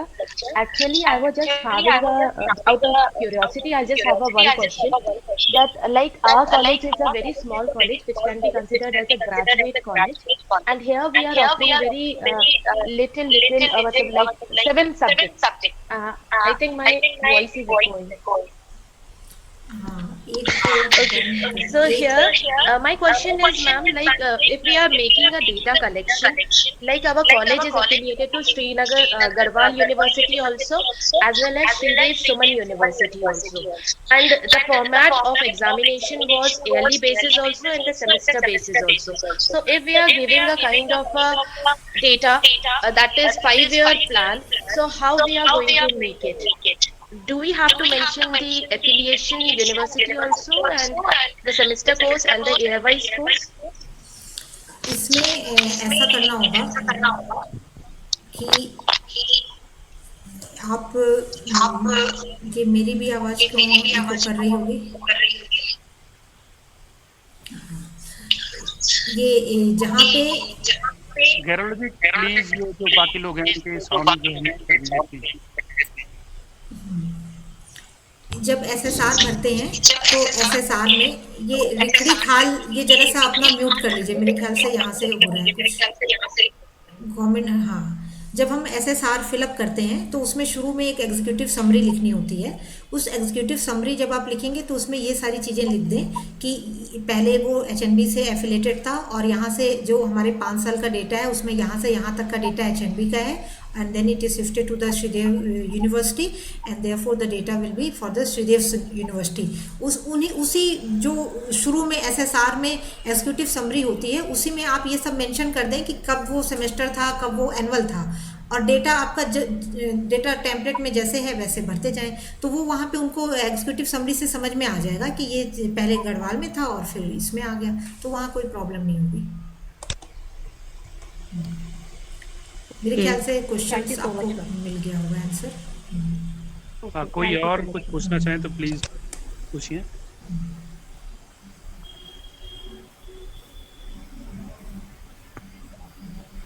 मेरे ख्याल से कोई और है नहीं। मैम हम ये कहना चाह रहे थे कि सेकंड अगर आपका लेक्चर हो सके तो बहुत ही बढ़िया होगा। तो आप हमें ये बताइए कि हम सेकंड लेक्चर में आप एक्चुअली जानना क्या चाहते हैं क्योंकि मैं उसी चीज को तो प्रेजेंट करूँ ना जो आप लोग जानना चाहते हैं। बताइए मैम, हम इस पे डिसाइड कर लेंगे। We will have a meeting and then we will decide, और मैं आपको इन्फॉर्म कर दूंगी जब भी हम, है ना। एक बार हमें खुद प्रिपेयर होना पड़ेगा, क्वेश्चन पूछने के लिए पहले खुद पढ़ना पड़ेगा, तभी तो क्वेश्चंस पूछेंगे। जैसे जो जो भी मैडम है, हाँ हाँ हाँ, हाँ जी लिंग सर। मैम।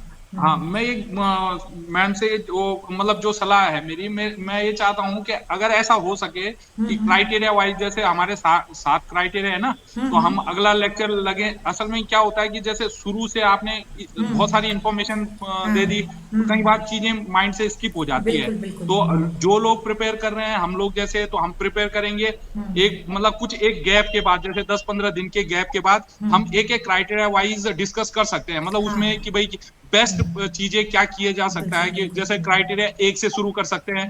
तो क्राइटेरिया एक में अच्छा करने के लिए, अच्छे अंक लाने के लिए हमको क्या क्या क्या करना क्या चाहिए, करना चाहिए, तो उस बिल्कुल पर ठीक है। डिस्कस कर सकते हैं। तो ऐसे सीरीज हमारी जैसे पहली, दूसरी, तीसरी ऐसे हाँ हाँ की जा सकती है आगे। हाँ ठीक, हाँ हाँ, थैंक ये यू सर, ठीक बहुत रहेगा। अच्छा सजेशन और है सर। जो हाँ जी। और भी लोग हैं उनको मैं ये सजेस्ट करूंगी कि जो नए भी हैं, जो बिल्कुल, क्योंकि देखिए करना तो अब सभी को है, कोई इससे बच तो नहीं सकता है।